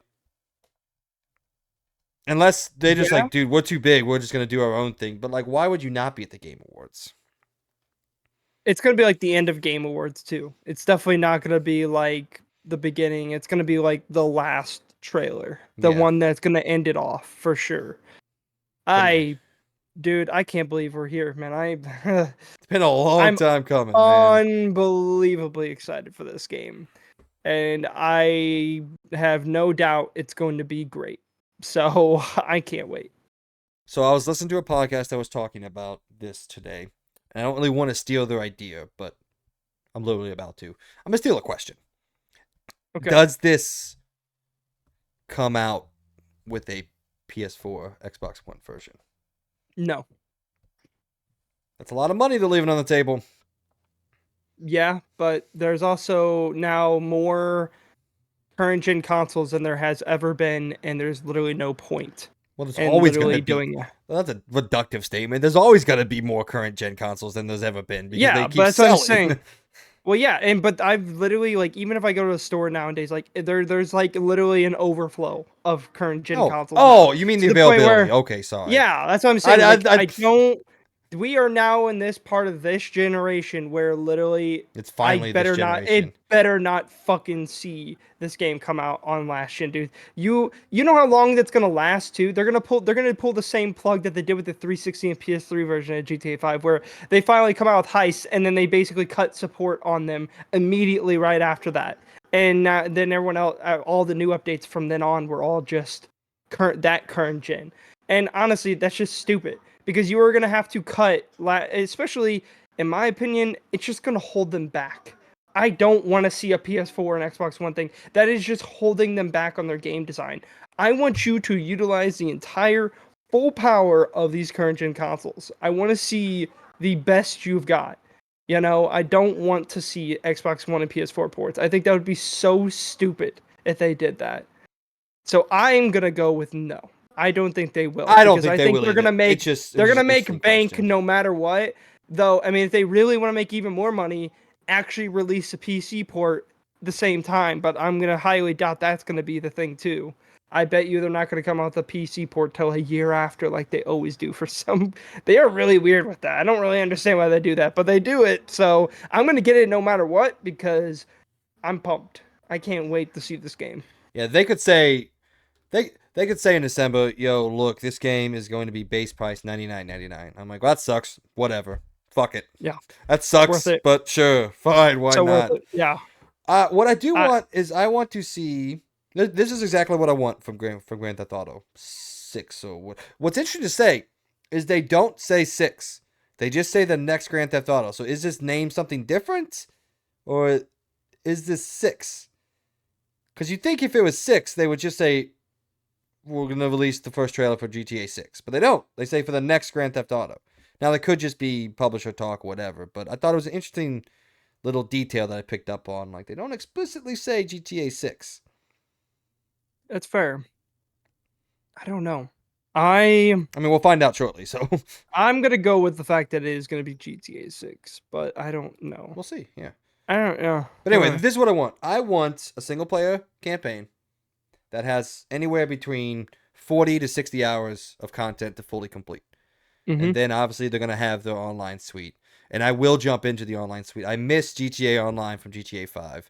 But man, Me too. some of the stuff I've seen coming from that, I'm like, I wish I was here. I wish I could experience some of this stuff. I wish Logan and I could jump in and on Thursday nights we role play as policemen or whatever. I want that. I want to be a part of that, and I will be a part of it this time. Here's the question. Does it hit 2024? Yes. Do you think it does? You think it does? And it's not going to be until the end of the year, though. Oh, yeah. I mean... and they're just going to starve Rockstar fans so much. No, not November, October. Because they always release in October, if I'm thinking correctly. That's at least where they released... Was it October? No, they released Red Dead Redemption 2 in... October. Yeah, but so I would assume... GTA 5 was... November. Was it 11? November? Yeah, I'm pretty sure. Wasn't it? Cause like 11/11, something like. Oh no, never mind. I'm totally wrong. September 17th. So I'm totally wrong. Oh yeah. Oh yeah, that makes sense because it was close to my birthday. Okay. Well, I hope it's September. That would be amazing. I would love that because it'd be around my birthday, and again, I would love that. God, I just can't wait. I can't fucking wait for this trailer to come out. Dude, I've been starving for some Rockstar, dude. I miss, and I really hope they not only make a good campaign, but make a as good, even better, open world than Red Dead Redemption 2. I want to see them put the amount of effort they did in Red Dead Redemption 2, and the amount that like you actually feel like you're truly a part of the world, where you can like interact with other people and do all that. Please. Also, just like. I don't know, I just love about GTA games is that you can feel like you're a part of the world. And I want to actually feel like that. Because GTA 5, I'm not going to lie, after we went back to replay it, I think that game does a worse job than GTA 4 when it comes to actually feeling like you're a part of that world. Because you can't go into almost 90% of the buildings, which GTA 4 you could. You could even go into fast food restaurants in GTA 4. And I love that. I don't know. And then you can like hang out with your buddies and do more things. And I feel like GTA 5 kind of lost a lot of that. And it made sense because GTA 5 was kind of insane for when it came out on the 360 and that. But I want them to bring that back. I want to see like more things to do in the open world. The more like you get to live in it. And that's why I liked Red Dead Redemption 2 so much. Because it literally felt like I was truly in that world. I could interact with any NPC in any way. Yes, I know it's basic prompts, but that went a long way. And that's why it's one of my favorite games of all time. I loved Red Dead Redemption 2. I think that game is still easily my favorite game of all time. And if they can do what they did with Red Dead Redemption 2 and do it even better, I don't even know what I can... I don't know, man. Like this, I want this game to be my new favorite game of all time. I want GTA 6 to be my new favorite game of all time. I really hope so. Because, again, I love GTA 5. I like the story specifically. It's just the world kind of lacks compared to Red Dead Redemption 2, in my opinion. I know that's probably a very bad opinion to a lot of people out there, but I'm just being honest. I think it is. I just think Red Dead Redemption 2's the open world feels just way better because you can actually do just about almost anything, where in GTA 5 you couldn't. So, Yeah. I mean, I don't think that. I mean, I shared that opinion when we replayed GTA 5 last year. I was like, yo, this world's Yeah. kind of dead, Which it Yeah. obviously it didn't feel like that in 2013, but there have been a lot of other open world games come out since 2013. So Hmm. looking at it from was it last year was 2020? Yeah, 2020. What the fuck? 2022's eyes. Um, yeah, it definitely was. Wait, It was 2013 for GTA 5. no, yeah, I know. What? When did that remake come out? Or not remake, a re-release, so the PS5 version. Was that last year or was it this year? Last year, I think. Was it I last think it year? was last year. Yeah. Oh yeah, because I was working at Target at the time, yeah. Yeah, yeah. So I And erased that time again, from my mind. it's just like again, like I don't think people understand what they lost with GTA 5 until you go back and play like GTA 4 or even San Andreas. Like I want that San Andreas feeling, but in a modern game with obviously a lot more optimizations and better feeling combat like they have done with these games. Because like GTA San Andreas, you could do an insane amount of stuff there. You can buy houses, which I feel like again really sucked that you couldn't do that in GTA 5. You couldn't buy houses. You couldn't have gang territories and stuff. You couldn't go into like 90% of the buildings in the game, which I don't think people understand. But having an open world where you can go into buildings is kind of important. It makes you feel like you're a part of the world. Where when you can't enter all the buildings, it just kind of feels like everything's cardboard cutouts. And that's where it kind of lacks. That's why Red Dead Redemption 2 is so great. You can go into literally 90% of the buildings in that game. There are some, yes, that you still can't go into, but it's not as much as GTA 5. I mean, So, yeah. I've always said that I think 4 is a better game than 5. Yeah. And I would have to really sit down and think where San Andreas. San Andreas is probably the best one. Yes, dude, Probably. Sandra is just so Yeah, it's damn good, probably dude. unobjectively the best one. Oh, sorry, no, objectively the best one, just because of all the stuff that you can do. I can work out in that game and get ripped. Again, it has that same thing that I love about going back and playing Skyrim. Yes, Skyrim has a main story, a main thing you can be playing, but there also is this sandbox like aspect to it. And that's where like I like about it cuz like you can actually do more, like you can get married with people, you can have a kid, you can make a farm, you can make your own house. Like these are all things that you obviously don't have to interact with, but they're there if you want to get more invested in the world. Bro, you know how That's long I what I took. want. You know how long I spent setting up a bookshelf in Skyrim in my house, Yeah. just because I wanted to place all the books where I wanted them. All the books I've collected. And that's what I want with this game. Please, like, just give me that. I know it's dumb, but like, you clearly see people on GTA 5 on these PC and everything making these roleplay servers.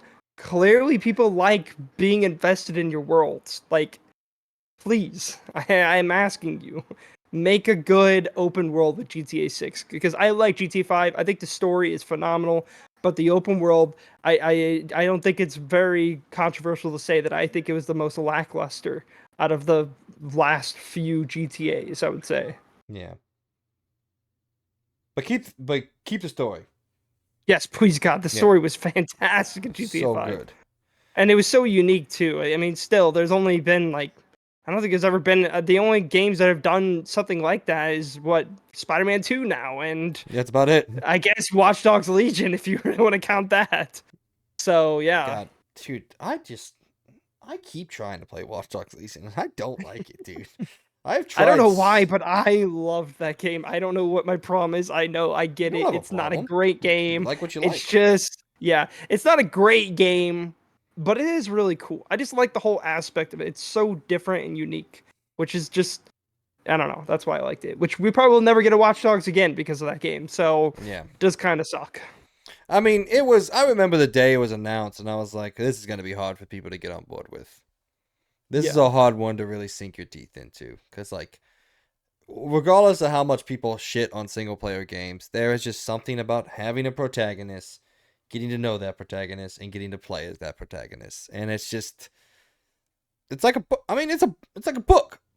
Try reading a Hmm. book where there's no protagonist. Tell me how well that works out for you. You know, Yeah. like these are story-driven games, story-based games that yes, you know we like the freedom in these games a lot of times, but it's still at its core a single player narrative, regardless of how that narrative shapes up and what it is. It's still some sort of narrative where you're attaching yourself to a character. The GTA is not going to be an RPG. It's never been an RPG outside of the online sect. I hope to God not. Don't even like scare me with that. If we start getting guns and they have purples and golds on them, I will fucking be so I mad. said Don't. RPG, not I know, not but I'm just saying, please, whatever no the loot, gear mechanic is. no loot, please. I beg you. I No, don't think but they would do that. no. Look, man. Rockstar is one of them few things that I don't think they can make a bad game. They're too obsessive. Like I just don't think Yes. they can make a. People react to different things within their games, and individuals will like or dislike certain things, but they're objectively all great games. There's other studios like that there are varying levels of quality within those games, or whether people like or dislike some of the things they do. But there is just some studios out there that simply just make great games. Yeah, and they do. I'm. It still scares me a little bit, man, because I don't know, man. A lot of these studios that we loved come to die at some point. They do something really stupid or way out of blue, and it just ends up making people not like them anymore. Bro, how many times So has I'm gonna hope. Rockstar done something stupid and they're still the biggest thing on the planet? True. Like, I mean, they still, even though I may not like some of the practices, especially with some of their re-releases as of recently, I'm still unbelievably pumped for GTA 6. So, yeah. I don't really think you have any. I don't think anybody has anything to worry about with GTA 6. It's going to. I'm just excited to see it. I'm just excited to see what it is, see where it is. It's probably going to be based off like the leaks and all I that. think it's supposed to be Vice City. Yeah, it I looks think is what I like heard. it's going to be something to do with Vice City or something like that, which is cool. I like that they keep going back around. And with then these it's things. gonna be 2 protagonists, I think, That's the in this rumor. game. Yeah, a female and a male. Yeah, whatever that Yeah. rumor takes.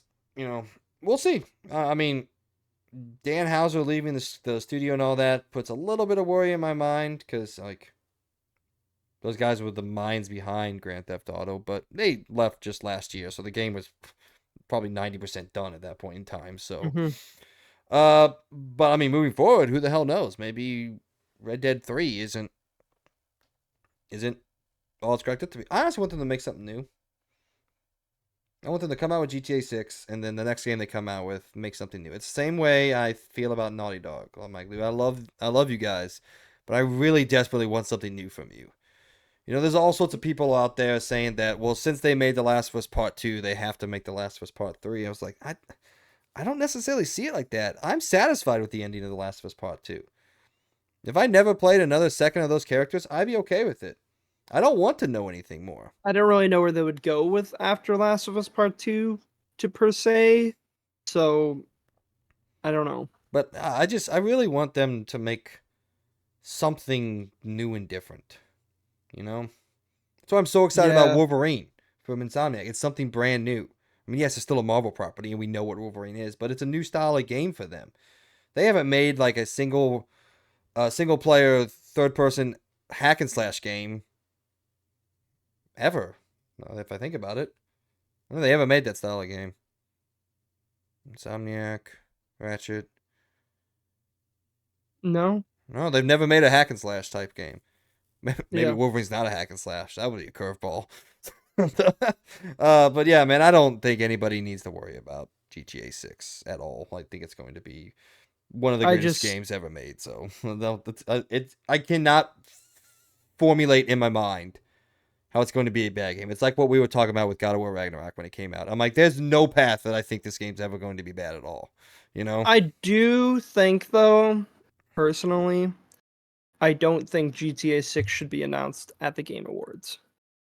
I think it should be announced either after or before. Well, let's see. What is the 25th? The reason why is because, dude, as soon as that trailer comes out, nothing else is important.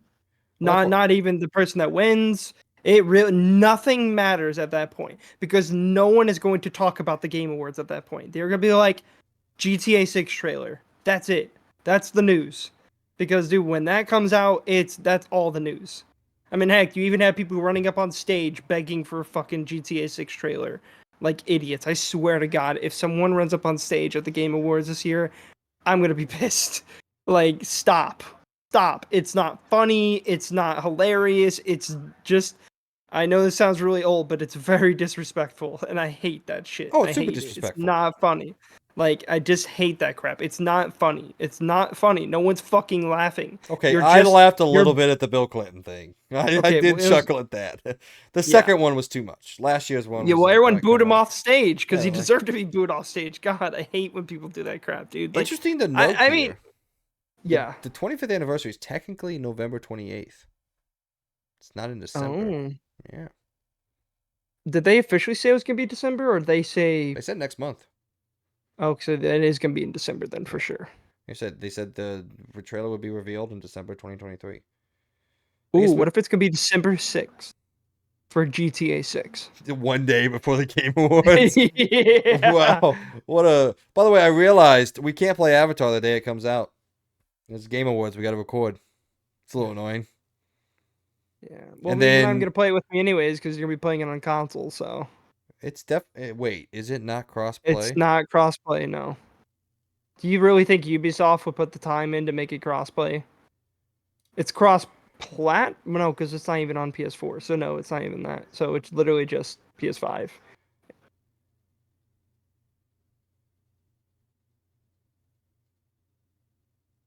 That's why I told you to get it on PC because I figured it wasn't gonna be. Because if I remember right, I looked it up because I was curious. Because like I know I really want to get it on PC. My dumbfounded look is me reading. Yeah. Because I'm like, there's no way you make a co-op game that is marketed co-op and not make it crossplay.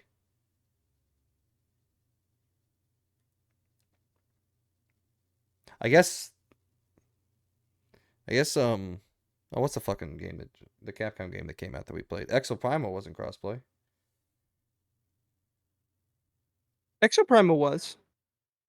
No, remember it was crossplay within families. PlayStation Oh could yeah, play that with was really Xbox, weird. yeah, and Yeah. PlayStation can play with like PC and things like that.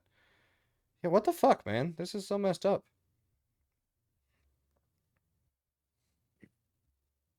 That's man, that's annoying. But I gotta have my trophy, so I'm sorry. It's okay. Yeah. Well, I'll just I guess talk And about it when we play it. and honestly, man, we weren't even gonna be able to get played. Get played? What does that mean? We weren't even gonna be able to play for that long because 4 days after it comes out, I leave for 2.5 weeks. So That's fair. I'll be in the middle of the ocean. So um, well, yeah, that's a fucking sour note to leave this topic on. Anyway, GTA 6 gonna be amazing. All right. Speaking of a game that we already played, that's gonna be pretty darn good. The finals wrapped up its beta on November 5th. And it was very, very, very successful. This coming from the the X account of the developer Inbox Studios. They said, the open beta has come to an end. An unforgettable week for all of us. A whopping 7.5 million contestants entered the arena. Now it's time for us to hunker down and get back to work on all the fixes and improvements you helped us identify. Good game, and until next time, we'll see you all later, and thank you. So yeah, congratulations to the finals. It was pretty, pretty fine. I'd say good. It was good. Yeah. I don't think it was amazing or anything like that. Like I said, I left it feeling better than I left the beta for X Defiant. X Defiant. Thank you. I forgot about it Yeah. already. Um, Oh. we'll see. Who the hell knows? What do you think, man? Is the finals Great. free to play? As I said, yeah, it's gonna be free to play. Yeah, no, I kind of already saw that this game looked really interesting. It seems like it's actually gonna be pretty successful. Again, I've already talked about my problems with it, and that's mainly that I just think there needs to be more. And at the moment, there's only 2 to 3 maps with 2 modes that feel very similar. And after a very short amount of time, I feel like that's going to get kind of boring. And so it needs to have more maps and more modes. I would say at least 2 more modes. I'm not asking for the world's like to change, but I just want more maps, more modes. That's it. I think so. They have a really good starting point, but if they don't come out with something very quickly or by the time it launches, I don't see it doing very well for more than a couple months at least. They need to have that shit planned out. They better have like maps already about to be done, or they already have them done and they just haven't showed them to us yet. Because there needs to be more stuff in this game. I love it. I think it's cool and unique. I can't wait to see what it does. So, All right, let's get to something that Logan is very excited to talk about. Out of nowhere this week, Valve took to the stage and they announced what, in my opinion, is one of the cooler announcements we've had this year. They took to the stage and announced that they are coming out very shortly on November 16th with next Thursday. Yep, the Steam Deck OLED. So, over 1 year after making portable gaming PC a mainstream gadget, Valve has announced the next iteration of the Steam Deck. With a release date set for November 16th, the Steam Deck OLED will feature an enhanced OLED display, better audio, and a handful of quality life improvements. It will also feature what looks to be a big boost in battery life, with Valve claiming an estimated 30 to 50% improvement over the launch edition. The Steam Deck OLED model will be available in two storage configurations: 512 gigabytes for $549, or 1 terabyte for $649. An overlook of what each one gets you and what the upgrades are. So those who choose the upgrades will find a unit that ditches the LCD touchscreen display in favor of a slightly bigger 7.4-inch HDR OLED display. A slight increase from the... I had this fucking prepped before I read this, but You want me to just say it? No, I'm gonna go through all of it. Oh, okay, all right. See, I know all the new things. See, you fucked me up, man. Okay, well, it's a 7.4-inch HDR OLED screen with an increased 60 to 90 hertz display, with a increase to battery from 40 watt hours to 50 watt hours. It has increased haptics.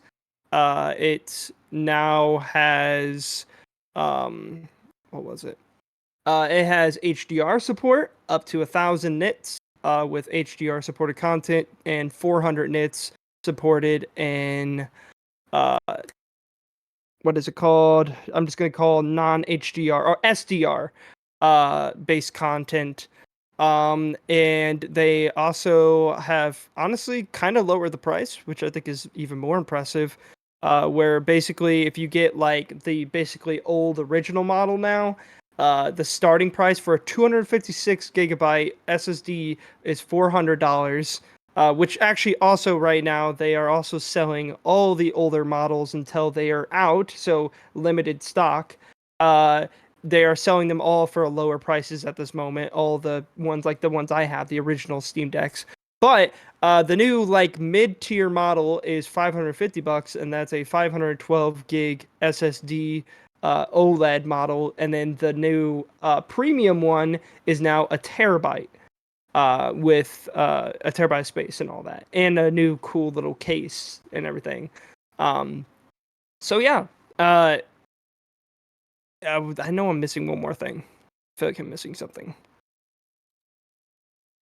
Oh, they are coming out with a special edition for a limited time too. If you can even pick it up, but it also costs more. And in my opinion, like, yeah, it looks cool, but I wouldn't get it. But I understand why a lot of people think it is really cool. It's a translucent, uh, limited edition model that's coming out, and it does look really fucking cool. But it costs more from what I've seen online. So I'm good. I'm mainly in it for the OLED. So yeah, as I'm talking about this right now, I plan on getting it. If you want to look it up, you guys should definitely check out like Digital Foundry's video on it. I also thought IGN had a really good video on it. It seems like a really good, solid improvement to the like the Steam Deck, where they basically have improved just about everything except for the actual like GPU inside of it. That's literally the only thing they basically didn't touch. They made the screen better. They increased they increased the screen's better. It's a little bit bigger of a screen. It's lighter. It's actually weighs less. They increased the refresh rate on it. They updated the battery, which I don't think people understand. That's a big deal. I mean, honestly, this is the best. Actually, technically now, this is the best PC handheld at that point when it comes to battery life, because like now you can play super demanding games and it will literally like take up an addition, like you get an extra hour, which I don't think you understand how big of a deal that is. Like originally you could play like Cyberpunk at like medium settings on the Steam Deck, and you would maybe get an hour and a half on the original Steam Deck. Now you get about 2.5 hours of playing that on the go.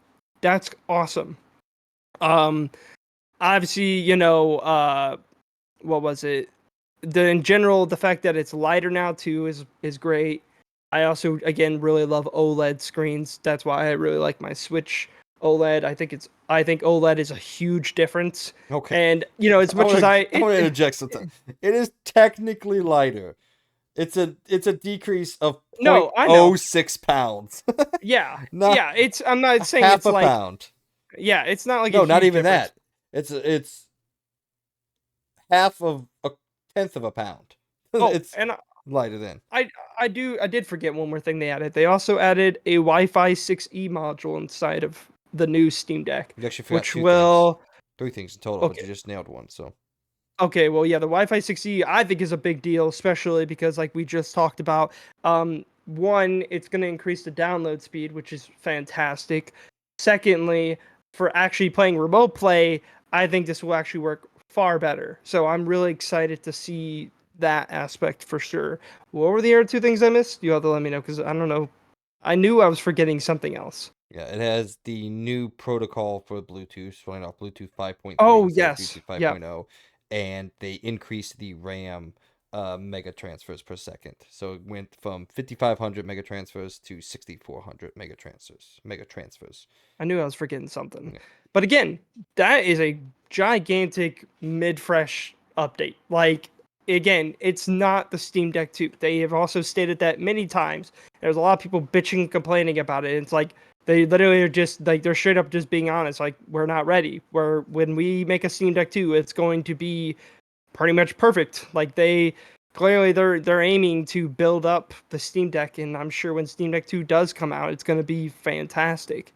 But I think this is an amazing update. Like holy shit. Like I really didn't expect this to come out. Like I literally was just randomly on YouTube and then all of a sudden I see someone talking about Switch OLED. And at first I thought it was just another video of like someone replacing the screen with an OLED. And then I'm like, "Oh, this is actually a mid-fresh update. Like it's a new Steam Deck." And I'm like, "Hell yeah." And yeah, to say the least, I'm very pumped. Especially for the OLED screen, the battery, and the freaking refresh update is awesome. Because there's a lot of games I play on my Steam Deck that are a little bit older that I really enjoy to play, but it does kind of suck that I'm stuck at like 60 hertz. So now that I can literally play games at 90, that's a big difference, and I'm kind of excited about that. Yeah, there are newer games that you can't play at 90 hertz, okay? Like just like how with the Asus ROG Ally you can't, just like Legion Go you can't. You and those have stupid high refresh rates. So like again, also I also forgot to say I also love that it's HDR supported too. Like unlike the Steam or not the Steam, unlike the Switch OLED, which is only SDR, and none of their games support HDR. I love that display. I think it looks fantastic. It does make a big difference, but now that it's gonna not only be OLED, but also it's gonna have HDR, dude, that's fucking awesome. I can't wait. So yeah, as I said, I plan on actually hopefully getting it pre-ordered when it does pop up, which I'm a little afraid that I won't be able to because the first Steam Deck when it did come out, it sold out extremely quickly. So we'll have to see about this one because again, I think it's a very good price, like $550 for a 512 gig SSD or Steam Deck OLED. That's fantastic, and yeah, I'm very pumped because I love my Steam Deck, but this one looks amazing. Also, again, battery life. Mm. IGN has this graph of comparing the Steam Deck OLED to the Steam Deck, but then they also felt the need to throw in the Switch OLED and compare those components. And I was just reading through the component list. I'm like, man, the Switch is fucking pitiful in terms of power. Like, I'm looking at the GPU. So the Steam Deck runs off, obviously, the AMD Zen 2 2.4 gigahertz base boost up to 3.5. The Switch runs off something called an ARM 4 Cortex. Don't know what the fuck that is, but you want to know what its base and only clock speed is? It doesn't boost at all. Its base clock is 1.02 gigahertz. And the GPU is obviously an RDNA 2 on the Steam Deck that runs at 1.6 gigahertz. The Switch is some sort of 256 Maxwell based CUDA cores. Maxwell is the Intel GPU, and it runs at 307 to 768 megahertz. And Pokemon still can't run at 60 frames a second. Yes, dude, do you know the Switch only has Bluetooth 4 in it? I'm not surprised. That's buck ass wild, man. But yeah. Yeah, I don't know. yeah. Just to put my input in, I don't own a regular Steam Deck, so I don't have the comparison's sake, but this got me very excited. I love OLED screens, and I do know the weakest part of the Steam Deck was the display. Yeah, the display. Yeah, it was pretty. Well, it wasn't pitiful, I would say, but it just wasn't that great. And it was serviceable. Yeah, it was like, it was definitely like I could play games on it and still enjoy my experience, but it definitely was, yeah, truly, like, I 100% agree with you. It was the weakest part of it, for sure. This makes me want Steam to just come out and retry the Steam box. Oh, we did forget one more thing. They also, because the display is actually so much more smaller compared to the LCD they originally had in it, they actually updated the heating inside of it with a better heat sink and better fans, and so now it won't be as loud, which I will admit, the Steam Deck, it does get pretty loud. I'll tell you right now, it's like a PS4 at times. If you start to play those demanding games, it cranks up. But I did hear, though, supposedly they actually made some secret updates to the Steam Deck for a while now, and they have gotten a lot better, the fans, but this one supposedly is way more quiet, and that has me a little bit excited because I'm not gonna lie, Steam Deck can get pretty loud. If you play games that are especially demanding ones, that fan kicks on, and it can get pretty loud. So not unbearably loud, but it does get loud. Yeah, I might eventually pick this up. Little strap Again, for cash, I think it's which worth it. $4,000 cruise, but eventually maybe down the road I'll grab one. It did tickle my balls a little bit. I was a little excited about it. So yeah, I can't wait. I will hopefully update you guys if I do get one, but even the next time we record, it won't be up yet. It doesn't. But yeah, just for the people out there, if you want to know, pre-orders open up November 16th at 10 a.m. Pacific time. So for me, I have to try to get on there by 12 and pick it up. I'm gonna hope I can, because not gonna lie, I think Steam's website's a little fucking janky, so I'm a little worried. But we're gonna see. I'm gonna hope that it won't be that bad. we will indeed see. At least I will give them one thing. If they do sell out, I still could purchase it and they will save a spot for me. Unlike PS5 and Xbox, where they literally could have just done the same thing, but they didn't do that and made people's lives way more difficult than it probably needed to be. But each to their own. Yeah. Yeah, you think they would at least do that on their own sites? Because like obviously they can't do that for like Best Buy and places like that. So Yeah. yeah, at least like through PlayStation Direct they could do that, or through. Yeah, I like Where the they make the it Xbox cute. doesn't even have their own.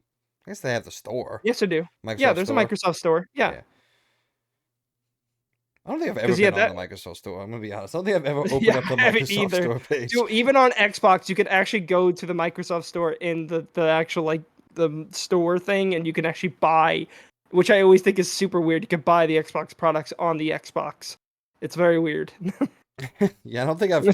I think I've opened it up a couple times to like install some apps, but I've never like just got on there and looked. This is like I look at PlayStation Direct. I look at Newegg. I obviously look at Amazon. I don't think I've ever been on the Microsoft store and just browse. No. Yeah, I don't think I've either. Weird aside. Done. What's next? All right, let's go to Insider Gaming. This was actually an older story, happened on November 1st, but I forgot to add it last week because last week was a clusterfuck of an episode. But by way of some kind of Spanish outlet called Area Horngas. Area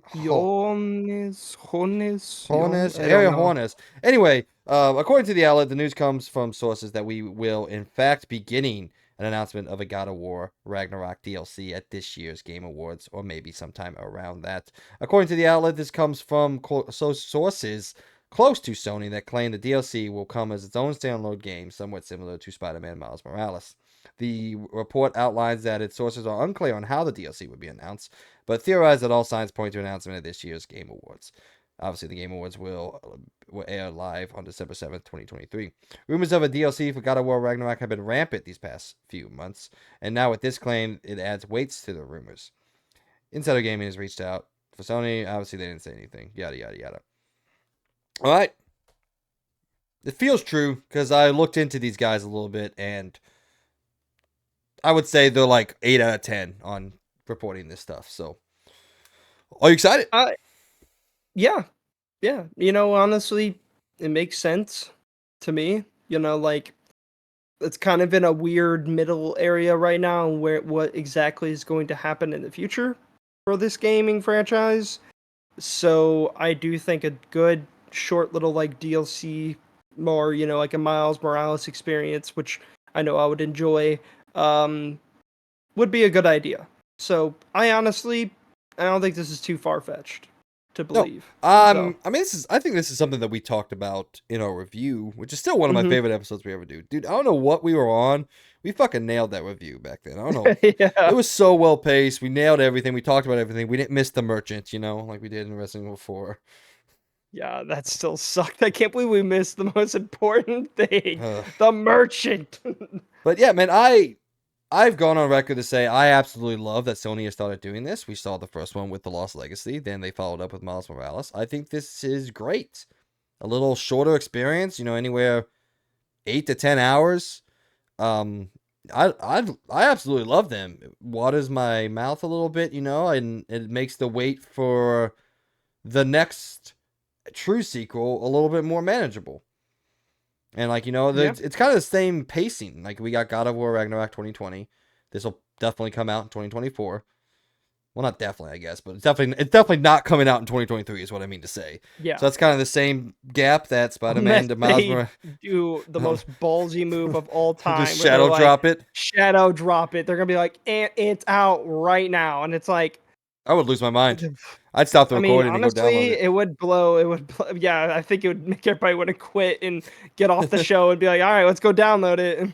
Well, crazy they opened that with they opened the show with that, and then Yeah, they closed the show with GTA 6. That'd be a hell of a Game Awards. I think yeah, getting off base here, I think we are primed for a pretty good Game Awards, just because outside of Xbox, everyone else has been fairly well. I guess outside of Xbox and Ubisoft, Ubisoft talks all the time about random bullshit, but most of the other big ones have been fairly quiet this year. yeah, We've been inundated with games, so they kind of just let the games talk. They're like, there's so many things for people to play. Let's not overwhelm them with announcements and everything like that. And now we're done with that. We've gotten through all the games. We've gotten through 2023. I'm not going to say unscathed, but we've gotten through it, and now it's time to see what's next. Because I was looking at the release date, getting prepared for draft for next year, and there's not a whole lot so far. Excuse me. There's not a. It's definitely going to be a much slower year, which I'm not saying like to criticize. I'm very happy. This year was a little too much for me in games. Like I wish I would have slowed down. I could have got the time to play more things, but I still have so many games that I yeah. still have yet to beat this year. Like, I need to go back and beat Zelda. I went back and played it recently, and I love it. I do love it, and I really enjoy it. But man, it's just been really hard to get home and be like, if I'm gonna play like a long game like that or Starfield, I need time, and I need more than just 2 hours. Like I need like 4 hours Yeah. to play those games, and it's just been hard. That's why I've been kind of like wanting to play more shorter games recently. Like that's why I got RoboCop.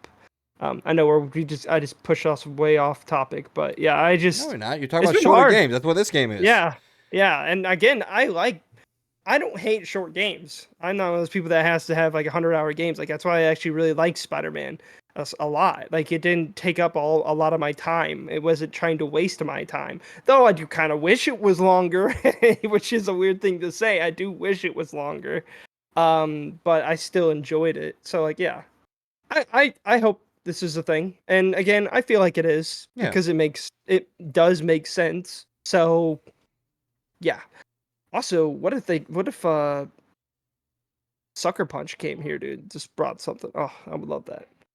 I would love to see something new from Sucker Punch, Yeah, man. I want Sony Ghost of just Tsushima was so good, and I Sony want to just see. Sony just takes over the Game Awards. And like, yeah, we don't feel like putting out our own showcase because everyone Yeah, hated our last one. Let's just announce everything at the Game Awards. Fuck it. I wouldn't be surprised. They they do some weird. I still remember when they had that showcase, and then 5 days later announced Ratchet and Clank coming to PC. I was like, what are y'all doing? Or when they literally the next showcase after theirs, they announced the Spider-Man 2 release date. Yeah. Like, what? Why didn't you just say it at your own show? Like, what? That's weird. Speaking of weird team ups, well, before we move on, I just want to say, there was some pushback online about, oh, why don't they just make the sequel? I'm like, well, you're gonna be waiting for the sequel for a hot second now, so I'd rather have, like you said, 8 to 12 hour game. Probably dealing with Atreus. I don't think they make a side game with Kratos. That would be a bit odd. He might make an appearance, but I feel like we're playing as Atreus here, and getting to see what he does after the game. And I fucking love God of War, dude. It's easily top 3 gaming franchises of all time. Like, I will play whatever they come out with. I need to go back and rebeat Ragnarok, man. I think you're newly on board with the God of War as a franchise. Yeah. Well, again, I plan on trying to get a lot of PS3 games and actually play them because I would love to. My dad has a PS3 and it's just sitting there collecting dust. And I really want to grab it and actually go and buy some PS3 games and play them. I'll tell you to definitely... Yesterday, I saw Metal Gear Solid 4 for $4 at GameStop, and I'm like, I'm not gonna lie, I was tempted. I was like, I kind of like, I just really want to play some of those old PS3 games I did not get to play. Like, I would love to play Killzone 3. I never really got to play Killzone 3. I would love to, but I'm not gonna lie, man. I feel like if I even went back to play Killzone 3, it's gonna be horrible for me. Like, maybe I should just aim for playing the Ratchet and Clank games and the God of War games because I would love to at least play those. Because those games run at 60, and they run at 1080p too, so that would still look good on a display to this day. But playing Killzone games, dude, at a rough 25 to 30 FPS, I don't think I could do it nowadays. I don't think I have it in me. I'll tell you this: play them on. You have your old crappy 1080p monitor there. Play them on that. It's 1440p. How dare you call it crappy? I said your old one. Yeah, my old one's 1440p. Oh, well, my bad. My apologies. How dare you? Yeah, shut the fuck up. Just kidding. Eat a bag of dicks. No, but I could. I could do that though. Well, what I'm saying is, like, I remember I go back and play my PS3 sometime. My Slim's still chilling out down there in that bottom corner. Mm-hmm. And yeah, when you put it up to like a nice 4K 65-inch TV, it looks real bad. Yeah, I'm sure it does. It looks real bad. So play it on a smaller screen, squeeze those pixels down. Like, I always hook my PS3 up to my secondary monitor over here. That's just a 1080p monitor, and then I just wear some headphones or something like that because the speakers on here are absolutely terrible. I guess you just plug in just some regular speakers and it runs through the audio. Then get you a little bit better experience, or just... The problem is with a headset, you have to have like a PS3 headset because it doesn't run off the standard that the new ones do. Anyway, we're getting into the weeds here. Go back and play those games. They're really good. I love God of War to death, so I'll play whatever they put out when they put it out. So, all right, a weird team up here. This one also caught me by surprise. Ladies and gentlemen, Nintendo is finally making a live-action Legend of Zelda movie after all the years. And guess who's producing it? Or co-financing the movie? Sony. The weirdest fucking team up you've ever heard in your entire life. Sony and Nintendo are making a live-action Legend of Zelda. Now, I want to put a pause on it. This was really cool news. I kind of popped off at work when this popped up on my phone, and then I read who was attached to it, and my hype died. I think they chose every single wrong person they could have for this one, outside of, obviously, Miyamoto. Let's hope he takes front stage and they don't give it to this Avi Arad guy who was one of the core helpers in The Amazing Spider-Man 2. which I do not want him to be anywhere near it. It's also being written by the guy who wrote Jurassic World, and guess what? The Rise of Skywalker. So there's another win for you. It's being directed by Wes Bell, and he is known from the Maze Runner movies. So the team that they have put together, not impressive. Not great. Not great. But no. who the hell knows? Everybody thought that. What was that movie? That everyone. It was like the worst fucking production crew of all time that they put together. And it turned out to be a really, really great movie. I don't remember. But anyway. Did it come out this year? No, it came out a couple years ago. Okay. Yeah. But yeah, who knows, man? Let's see. Oh, Avi Arad is also the guy that's over at Sony that is the reason we're getting all these great Spider-Man villain movies. The Villainverse. He's also the guy, the producer behind those movies. So yeah, coming for the writer of Jurassic World, not too bad. Coming for the writer of Rise of Skywalker, very bad. And then the director of The Maze Runner, which only has one good movie in all four of them. So, like I said, it was an awesome story to see pop up on my phone, followed by supreme disappointment about 5 seconds later when I read it all, and I was like, oh, damn. But we'll see. Maybe this is the right combination of people, and like I said, maybe Miyamoto will fucking slap the shit out of Avi Arad and be like, yo, shut up, this is my shit, leave me alone. But yeah, no, I mean, who would have ever thought? People would have, if they said, I'll give you $1 million if you could tell me who is partners with Nintendo to make a live-action Legend of Zelda. I would never have gotten Sony. I would have said Universal, Disney, fucking everybody else other than Universal. Sony. Holy crap, yeah. Because especially since Universal right now is actually making Nintendo parks. Yeah, I know. Inside of their, and like, that actually makes sense. Yeah, I would have never guessed Sony. I would have totally guessed either, yeah, Universal actually would have been a part. They just made the Mario movie. Yeah, holy shit. Yeah, they would have literally been the one people I would have expected to make it. Yeah, wow, Sony. Huh. Too bad Now, Sony didn't pick a great team.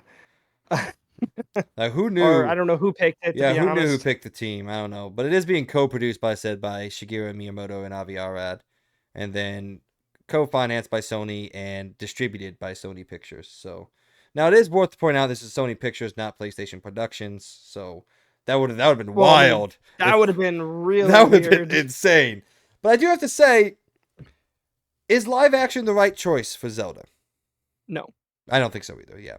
I think it's going to be awful. I don't think it's going to be awful, action. but I mean, you look You're at gonna any... pick the worst person to be Link. And I bet you he's going to talk. Oh, of course he's going to talk. And it's going to ruin it more. No, you know who's going to play Zelda? Since Sony's producing it? Tom Holland. Tom Holland's playing Zelda. I'm calling it right now. I wouldn't like that. Spider-Man, Nathan like Drake, Holland, Zelda. Not Zelda. That'd be weird if Tom Holland played Zelda. He's been Link. that would be a little odd. Yeah. Well, someone's home. Door. But, yeah, man, you look at just cosplays of just grown men and looking like Zelda, and it's very off-putting. It's very weird. Yes. I don't love it. Not a big fan, but yeah, who knows? I just thought the combination was pretty cool, pretty funny. So, all right, anything else you got to say?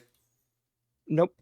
Whoever wrote The Rise of Skywalker, whatever his name is, can you please die a fucking burning death in hell? Please. Wait, Rise of Skywalker. Oh wait, no, they can live, dude. At least they made a better movie than the person who made The Last Jedi.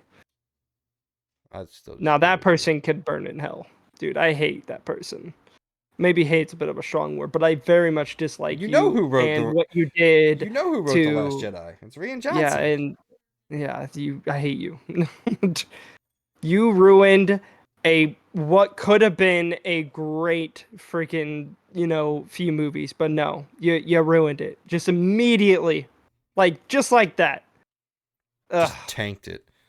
All right, a final news story before we get into some sales talk. HBO, this is gonna be a short one. HBO has announced that The Last of Us Season 2 will go into full production in early 2024. Excuse me, and will air sometime in 2025. It is once again being produced by, I can't remember the guy's name who produced the first one. I know it's people that made Chernobyl. Craig Mazin, there we go. Yeah. Craig Mazin and Neil Druckmann. And yeah, dude, I am. I can't wait to see the people that haven't played the game yet. I just can't wait to see their reaction.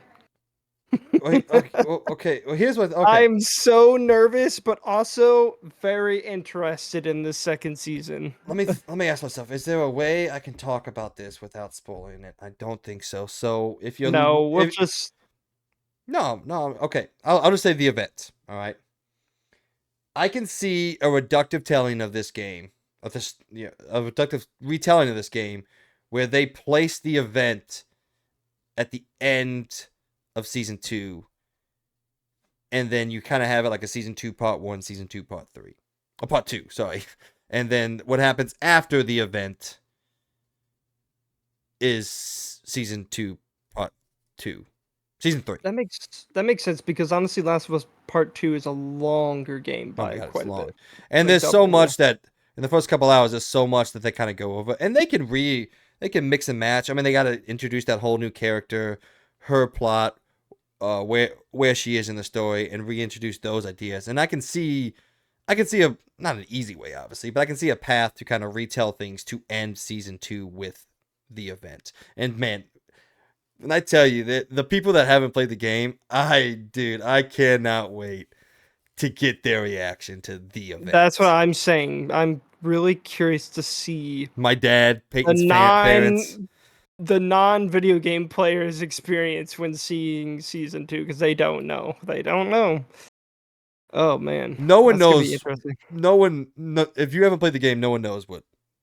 No one knows the level of what part 2 does. You know, The storm that's coming. yeah, the storm. But yeah, man. I mean, Last of Us is one of the HBO's most successful shows of all time.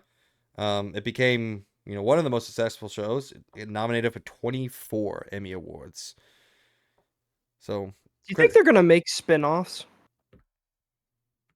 I think they're gonna want to. Whether I feel like Sony lets them to or not, I don't know. it's Sony gonna make owns The the rights, Walking Dead. so. We're Oh, gonna have please don't make this The Fear of Walking the Dead. Last of Us. Um, Last of Us Paris. But I can see event. Okay, so season 2 comes out in The Last of 2025. Us Tales.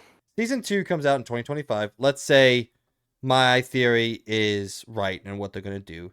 Then they finish off part 2 in season 3. Let's say 2020, late 2026, early 2027, and then that gives Naughty Dog till 2028 to come out with part 3 before, so the show doesn't catch up to it. I can see an event where that works. Yeah. That gives Naughty Dog another 4 years to get The Last of Us Part 3 up and Which going. also they supposedly it's under rumor that they're gonna be remastering in a sense Last of Us Part 2 or a director's cut You just is what got they're making. remaster. Oh, I forgot to mention this when we were talking about the actual like factions. There's a good possibility in my mind because we know that factions is still under development. The director of the game came out and said, "No, we're still working on it. It's not canceled. Don't worry."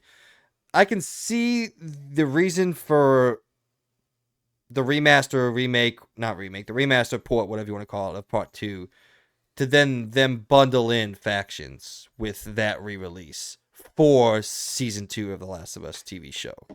I think all three of those things could line up very, very well, and that's a super easy way to sell that. You know, Yeah. they say, "Oh, you want the Last of Us factions too? Here's the remaster for the people out there who are watching the show. Here's an easy way to get all of it, pretty much, since they just remade part 1, and we know that sold like hotcakes because of the show, well, in part because of the show. I think that's an easy sell to make. So, Just make a better PC port this time. Please. yeah, please make Please. a better PC port. Because supposedly still it isn't fantastic. It's better, just not really on par. Yeah. Well, So Naughty Dog's never made a game on PC before, so they released Uncharted 4, yeah, it sucked too. So and that's not bad. don't tell us- is it not bad? I thought they had problems too. No, it had problems at the beginning, but nowhere Hmm. close to the same amount of problems as Last of Us. I need to buy The Last Last of of Us, I Us. don't know who. Yeah, I need to buy it and see I if don't it's know. actually broken.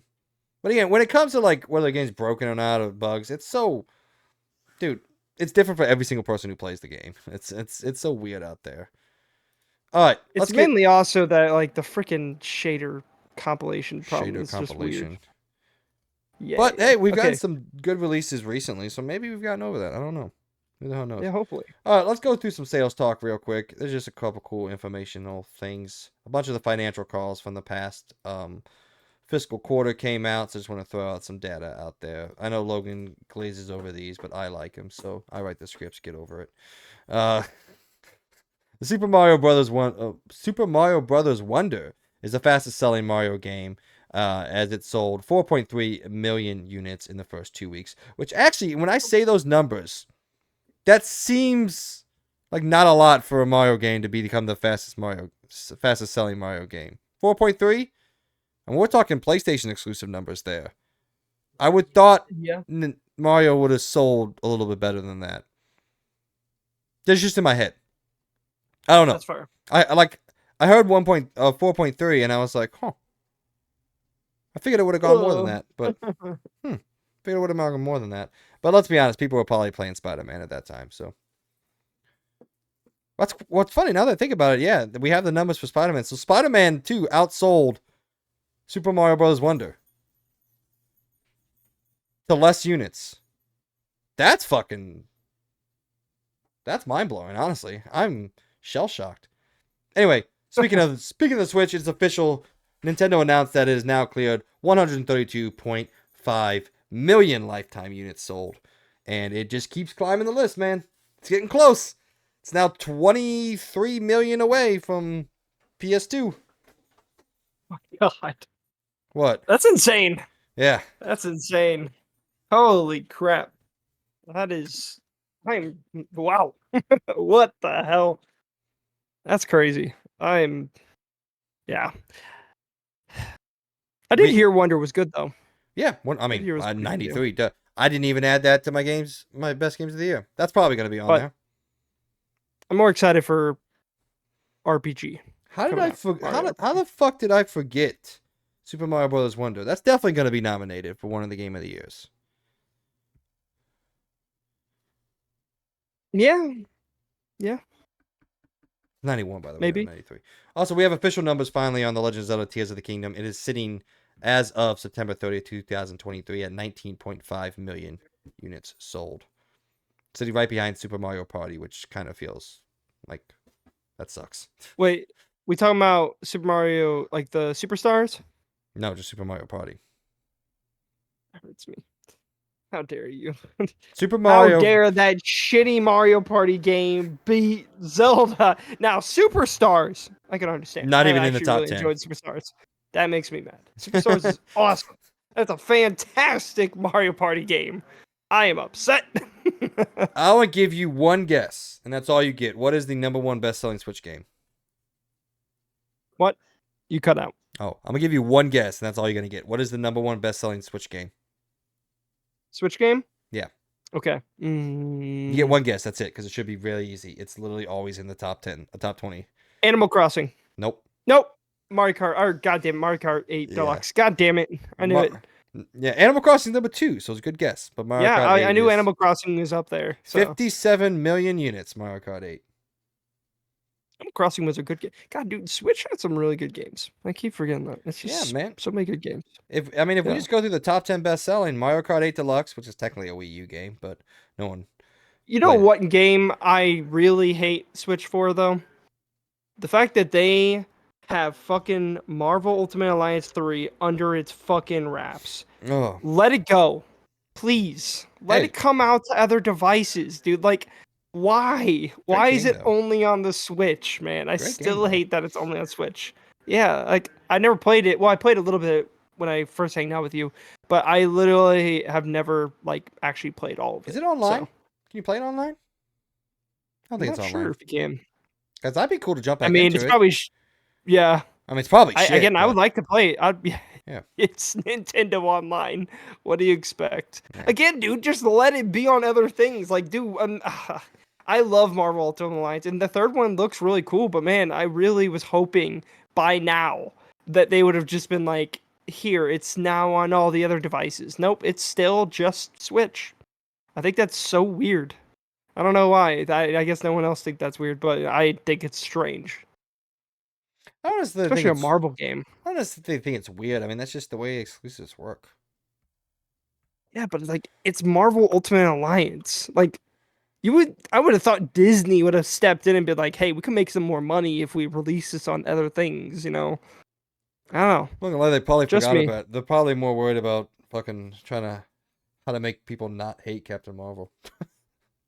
Yeah, yeah. That's fair. Like, yo, what can we do to make people actually like this character? I'm like, I don't know, maybe make her an interesting character. You know, Yeah, yeah. she's one of the only characters in the MCU I truly hate. Only heroes, I guess. I truly hate. Like, I just hate this character. I don't like the Yeah, actress. I don't think she's really good at it. She's a great actress. Brie Larson's an awesome actress. Just whatever they told her to do in Captain Marvel was the most bland, boring performance I've ever seen from her. But I don't know. and none of Anyway, the characters in that Marvel's movie look interesting in any way possible. So, yeah. look, I Oh, will still tell you Miss Marvel is actually a good TV show. You want what's crazy? This is going to piss you off. Miss Marvel is the highest rated MCU product of all time. highest rated show? No, product. That a 98 on Rotten Tomatoes. I read that. I'm like, oh, this is going to piss Logan off. That All right. is just, yeah. Some Sony sales stuff. It's been announced that Marvel Spider-Man 2 in just 11 days has surpassed 5 million copies sold, which actually puts it behind God of War Ragnarok, which sold 5.1 million copies sold in its first week, so in 7 days. Interesting. God of War Ragnarok, dude, man. The game sold like crazy. I really didn't think that game could sell that well, because it's not a super accessible product, you know? Like, it's heavily based off the first game. Like, if you don't play the first God of War, I really don't know how you understand all the nuances of God of War Ragnarok, you know? Oh yeah, no, you literally have to. Like Yeah. there's no like if you skip it, you're gonna be so confused as to what the hell is happening. Just the opening of that game would just be confusing. Like, who's this chick? Like, what is she doing? Why is she Yeah. attacking me? But yeah, congratulations to Insomniacs, Sony, Marvel, Disney, whoever gets the credit. You made a great game. I loved it. Wish it was longer, but anyway, speaking of PlayStation, we've now got word that they have surpassed, oh shit, what was the number? 46 million PS5 sold. It keeps going. It keeps chugging along. Although I do find it interesting, they may not hit their lofty sales goals of 25 million this year. I think they're at, I don't know, I don't know 8.2 either. 8.2 million so far this year in the first half. So the first 2 fiscal years. So they would have to I mean, obviously, you know, for Christmas time it's going to increase drastically, so but yeah, they're sitting at 8.2 million shipped this year. So we'll see. But still, man, 46 million units sold when you've only had one first party game this year. To be fair, this is one thing I've been thinking about. Of all the years in the past, let's say 5 years, for Sony to not have a whole lot to do and say, this has got to be the best year. There was so much else for Yeah. us to play. Sony was probably sitting there, looked at the release day, and went, "Oh, whew, shit, we skate by that one." Because, like, look, I honestly think they probably could have delayed Spider-Man and just let us chew on third-party games, and it wouldn't have really affected their sales that much. Yeah, but they need at least Yeah, they needed like something, obviously. well, I guess they technically had two, but they needed one good one. Not four broken. So Well, I said first party. they For Broken, true, it's true, not a true, first true. party. By that thing, they already had Final Fantasy 16. True. Oh yeah, that too. I forgot about that. Which I think is so funny when that company complains, Square Enix complains about not meeting sales, but they exclusively released it on just the PlayStation. If you wanted more sales, then maybe don't make a deal with PlayStation to make your game exclusive to the console, or just don't complain. Like Also, at that that whole point, you have no right to complain. You that are the one that signed the papers to make it exclusive to PlayStation. that whole That's your own story fucking fault. that whole story is really done because even they came back out a couple months ago and said that it was super successful for them and it's already made money plus. And it's like, so I don't know what the fuck's going on. People wanted that It's game just to fail for some reason. I don't know why people wanted that game to fail so much. well, it's just more because it's like it's kind of annoying that there are probably people on other consoles and that had played Final Fantasy games that love it, and now it's like it's kind of that dumb thing where it's like, oh, this game's on this console, but then now this game's gonna be on that console. Like, why don't you just, if you're gonna release Final Fantasy and you're gonna put it on other consoles, why don't you just continue to do that? Not be like, oh, we're gonna change this one. We're only gonna release it on PlayStation. Maybe the next one we'll release it on, but all of them. Who knows? Like, that's stupid. I'll tell you this. Xbox owners out there, if you want to play Final Fantasy games, maybe next time one comes out, actually buy the fucking game. True. Yeah. Yeah, Square Enix has the numbers. They know how many people bought the game for what console. And the decisions are made based off that. So if you want Final Fantasy games to come to your console, buy fucking Final Fantasy when it comes out. Yeah. That's all I gotta say. But to be fair, Yeah. the Final Fantasy genres, or not genres, I guess like time frame that Xbox was like the worst for Final Fantasy. Final Fantasy 13, 13.2, 13.3, 15. Those are like some of the worst Final Fantasies that ever come out. So it's not exactly fair to Xbox, I guess, in that. Well, damn. Alexa's saying something to me, sorry. All right. Oh, jeez. One cool little bit of information for only the 4th time in the history of the world. Xbox Series X and S has outsold PS5 in Japan. So congratulations, Xbox. That's awesome. Nice. That's impressive, actually. That's actually really impressive. So Alexa started fucking playing music. I was like, yo, shut up. Yeah, so in a 1-week period in May 2022. Oh, no, sorry. That was there we go. Last week there were 3,301 copies of consoles sold at Xbox Series X and S, which beat out PlayStation's 2,933 for the same week. So congratulations for 1 week. Actually, you topped that's up. impressive. Yeah, hey, Yeah. that's hard to do. Again, I mean, it's not their home country, so they're fighting on honestly pretty hard turf because I feel like, I mean, especially Xbox usually never does really well in Japan. So hey, that's cool. For That's comparison, in that same week there were 66,000 Switches sold. So Jesus Christ. they both get their asses kicked over there. Yeah. But all right, that is, ladies and gentlemen, that's the news. Actually, I forgot to add this. It showed up today. You know how we always go through like the top downloads of PSNs each and every month when they come out? Well, PlayStation released their top 20 downloads for the month of October. And to the surprise of literally no one, Marvel Spider-Man 2 topped the list. Assassin's Creed Mirage is 2. Madden NFL 24 is 3. EA Sports Football Club 24 is 5. NBA 2K 24 is 6. UFC 5 7. Lords of the Fallen 8. NHL 24 9. Mortal Kombat 1 10. Grand Theft Auto 5 11. Alan Wake 2 12. Baldur's Gate 3 13. Metal Gear Solid Master Collection Volume 1 14. Cyberpunk 2077 15. Liza P 15. Star Wars Jedi Survivor 16. The Crew Motorfest 17. Elden Ring 18. Payday 3 19. And Hogwarts Legacy 20. You want to know what the number one PS4 game downloaded in October was?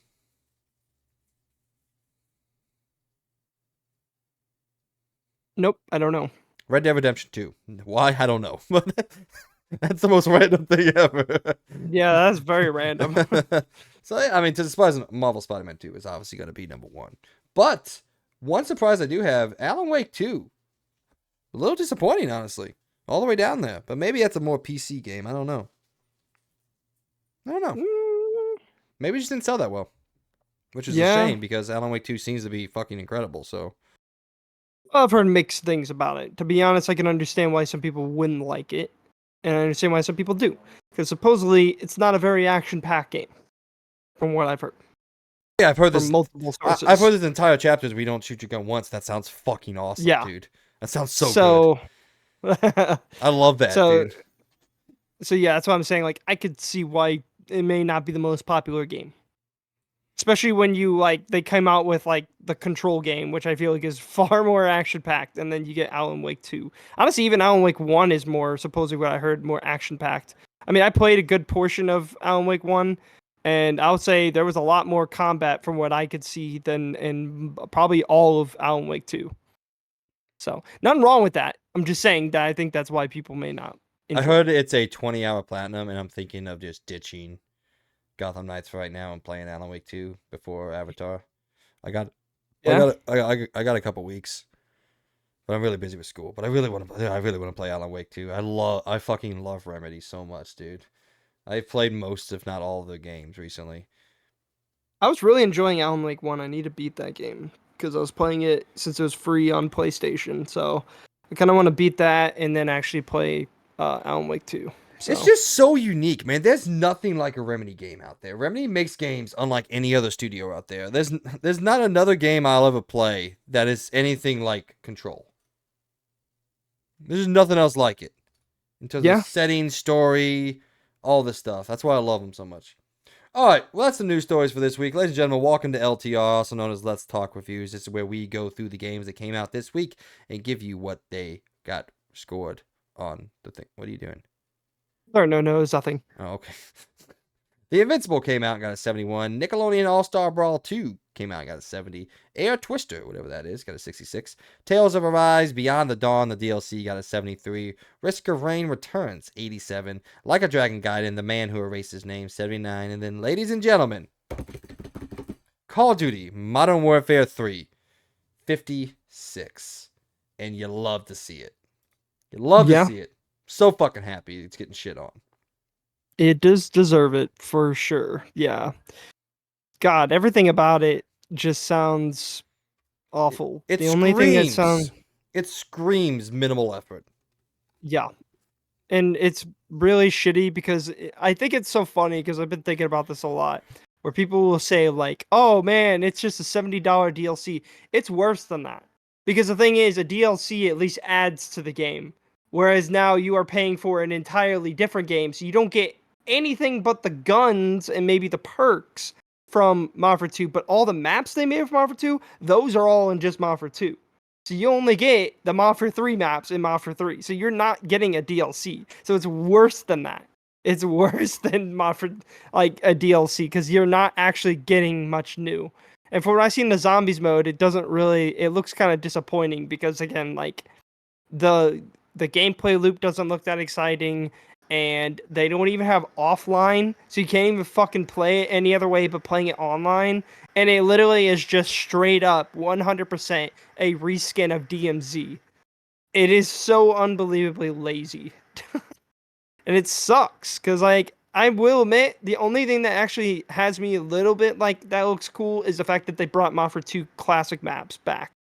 That's cool, which does hit me a little, but like I don't, that doesn't make me want to go pay $70 for it. I'll maybe pay $30 for this game. I won't even play the campaign because I know the campaign's shit and I know the entire story. It looks awful. It's not even worth my time. But I think the only reason I would ever pick up Mafia 3 down the line is maybe for the multiplayer. Because I did see multiplayer look kind of cool. So. I want to read a couple reviews here because I vividly hate the existence of this game. Like I said, I was up until 3 weeks ago, I was under the impression that this was like a DLC launch. Like you're just gonna add. I can't believe you didn't know that. Yeah, I knew for a I while told you now. I wasn't playing. I wasn't paying attention too much. Once I learned this was $70, I was praying for this game's failure. So anyway, this is a good review. Not from anybody of relevance called Downtime Bros, but I feel like they did a pretty good job. They said 4 out of 10, obviously. It says, if the original Modern Warfare 3 represented the culmination of a genre-defining FPS trilogy, then Modern Warfare 3 encapsulates everything wrong with contemporary Call of Duty. Figured you would like that one. Yeah, This is what IGN has to say, and look, IGN is iffy sometimes, but sometimes they nail it. Modern Warfare 3's campaign commits the biggest sin possible for a globe-trotting action thriller. It's boring.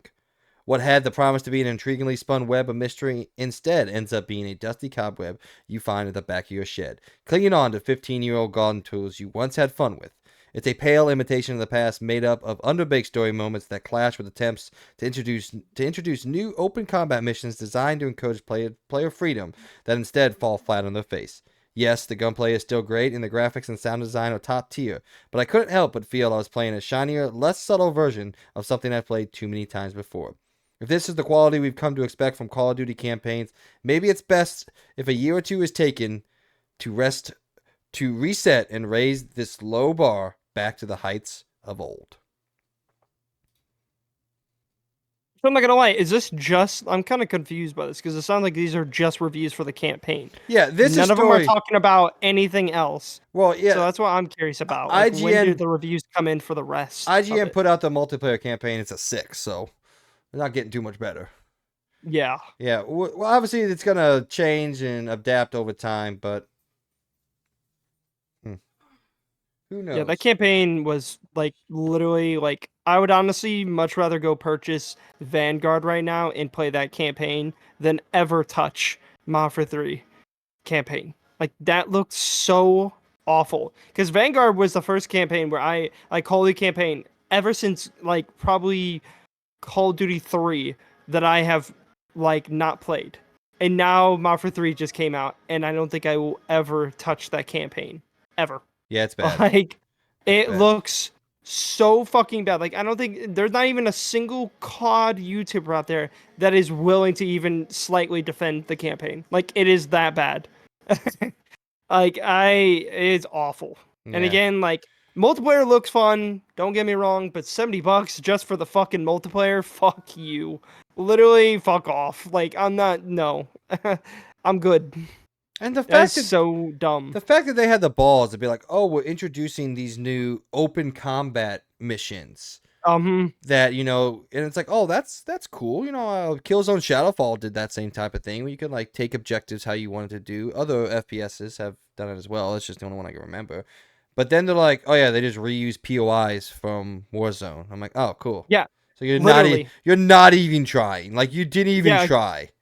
they literally just cut out a piece of it and then made basic ass objectives and then tried to basically use it to pad out the campaign, which at this fact is now the shortest Call of Duty campaign of all time. You had to So pad just out imagine, a 4-hour um, campaign.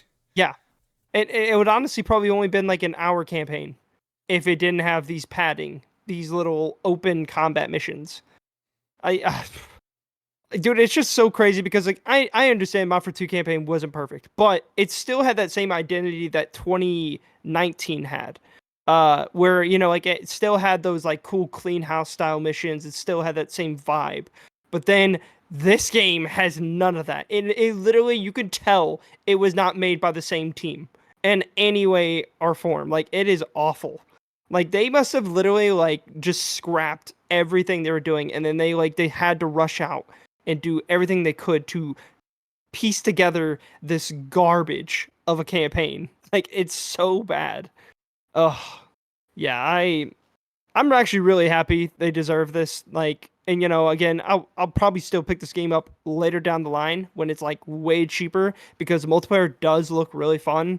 They actually did a lot of updating to it that looks great, but I will not spend any more than maybe $20 on this game. That's Yeah. probably the max I'll pay. Because again, even the zombies mode does look fun. I hope they add more, which by the time I do probably purchase the game and it is $20, they'll hopefully have a lot more content. Kind of like Cold War. Like, I didn't want to buy that game until it went down in price. And that's probably going to be the same for this game. Because again, I love that they have them offer 2 maps. That's probably the only thing that's getting me. I know, I'm a sucker for it, but it does look cool that they have all the MW2 maps. So, yeah. They have Modern Warfare 2 maps as a selling point in Modern Warfare 3. Yeah, which makes no sense. Which shows you even more that it was literally, this was supposed to be a DLC. Because clearly, I bet you money, these were done and finished and ready to be put into Mafia 2. And they're like, how do we make more money? Oh, we just act like this is an entirely new game. Want to know Because, what's a bigger evidence that this was supposed to be a DLC? what? On PS5, there's no Platinum Trophy because it's classified as DLC for Modern Warfare 2.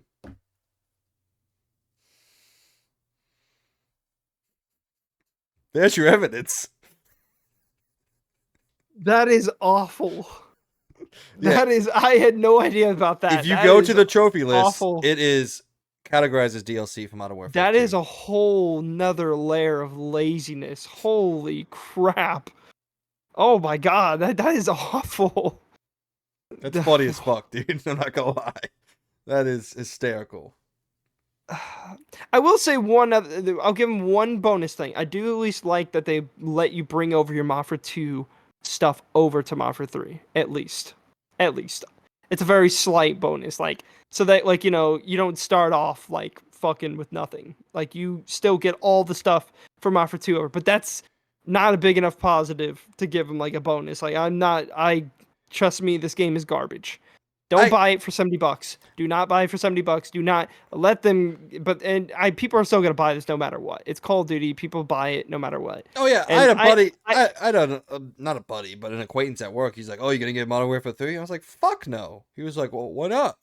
I was like, "Cause it's the laziest piece of shit I've ever seen in my life." He's like, "Oh, I think it's great," and I'm like, "Of course you do. Of fucking course you do. it's Of Call of course Duty you people, do, because you man. don't care about the money that you actually spend on things." I was gonna say, there's this idea that I think they're trying to do, and if they can make it stick, I think it'll work. Because there's this whole idea about Call of Duty HQ, which is like this base for just the Call of Duty games. And moving forward, I think there's a good idea to be had where you have Call of Duty HQ, and just like Fortnite, you just keep updating it. When the new year comes around, you update for the new maps you want to put in, up this, then you have a separate campaign. Let's say you charge 30, $40 for whatever. You charge that campaign, like, hey, pay this, you get the campaign, and we're just going to put the new multiplayer maps and all that. This big update comes out, update the controls, and you just have Call of Duty. Call of Duty is just Call of Duty. And then every year and a half, 18 months, whatever, there's a new campaign to play. And I mean, now that I just said it, it sounds like Destiny, but I guess maybe it sounds like a good idea, you know? In my eyes, it Yeah, does, kind of. Like, oh, here's this new mode. Here's this extraction mode we came out with, you know? We'll introduce that on this day. And just Call of Duty is just something people play. You don't have to go out and spend $70 every single year, which I know, of course, Activision wants you to spend $70 every single year. which they kind of already have that with the fact that they have Warzone. You don't even have to pay for any money. You could just play Warzone, and it adds all the new stuff from the new games. Like Mafia 3 stuff is going to be added into Warzone 2.0, which is free. So I don't know. I don't know what to do with this thing, man. Dude, it's so weird, but I'm not gonna lie, man. I also am watching this, and they brought back War Mode, and that also gets me. God, I hate myself. I'm so pitiful with this. I admit it's killing me because I, I'm not gonna lie. The multiplayer looks fun. Like I admit, the multiplayer looks fun. That's the only part of the entire thing that actually looks actively fun. Like I would enjoy it. Though, did you also see that they had to take away maps because the yeah, spawning was yeah, it was so broken. bad? Like Yeah. again, like the laziness. It's insane. God. I just want to just slow down, dude. You do not have to have a Call of Duty every single year. I just don't see, other than pure continual income greed. I don't like using greed because it's not really greed. I mean, of course they want money. By that definition, every company is greedy, which I guess sure, but like you just don't have to have it every single year. You just Yeah. don't. Battlefield, well, they've made some missteps, some major missteps. There's not one every single year, Gigantic. and they keep making money. They keep putting out updates. They keep finishing the games and all that. It's like, dude, honestly, every other year, I'm perfectly okay with every other year Mm-hmm. because it just feels like there's no time given between the two. Like I spent $70 for Modern Warfare 2, and if the whole controversy hadn't happened, I probably would have just kept on playing it. But it's like I don't want to spend another $70. Like just let me chew on this for a long time and then come out in 18, 24 months with the next one. Just give us some Well, time. they could have also just I get maybe like they don't want to go a year without selling at least something Call of Duty. The whole just like them making uh like a DLC, like literally just a DLC could have literally just been it all. Like I don't really know how they could do it because I understand that there's a really difficult point now with coming out with DLC for Call of Duty because if you make a DLC and it includes multiplayer maps, now you're splitting your community. But I guess they did the same thing with Mafia 3, but at least you know that like if you buy Mafia 3, you're going to be able to play Mafia 3 with everyone else that plays Mafia 3, and you're not splitting the Mafia 2 community in half. But I don't know. It's a very weird thing to do. But I do wish also maybe they could have just been a little bit more generous and not charged $70 for this game because I knew Or that it was just the same. or just come out with a DLC campaign. Yeah. and then, like I said, 30, 40 And then bucks. continue the live service or And whatever. yeah, and or then something just like put that. the maps in that you want. You already have people's money. They pay for stupid fucking skins and stupid fucking packs of bullshit on your game. You don't have to charge for multiplayer maps. Just put them Yeah, and in. honestly, the thing is too, there was a lot of rumors back when Mafia 2 came out. They said that during the big update, the big DLC they're going to do, they were going to bring over all the Mafia 2 maps. It was already talked about way back at the release of Mafia 2. And so it honestly, yeah, would have been smart. They just charged like a little price to get the new campaign, which would have been this shit. So I mean, it would have been disappointing anyways. Yeah. And then, but then they come out with all the maps and they continue the live service, and then people still buying skins and stuff like that. And then yeah, they come out with whatever shit's gonna be next. They just don't call it Mafia 3 because, in my opinion, Mafia 3 is a Mafia 3. It's not even an actual like story. Like again, people go watch it. Don't even waste your money. Just go watch the shit that it is because it's not really a campaign. There's no story to be told. There's no objective that is completely finished by the end. It's just basically them spitting in the face on the community of like some of their favorite characters into just killing someone and then just acting and then saying, "Oh, there's a Mafia 4.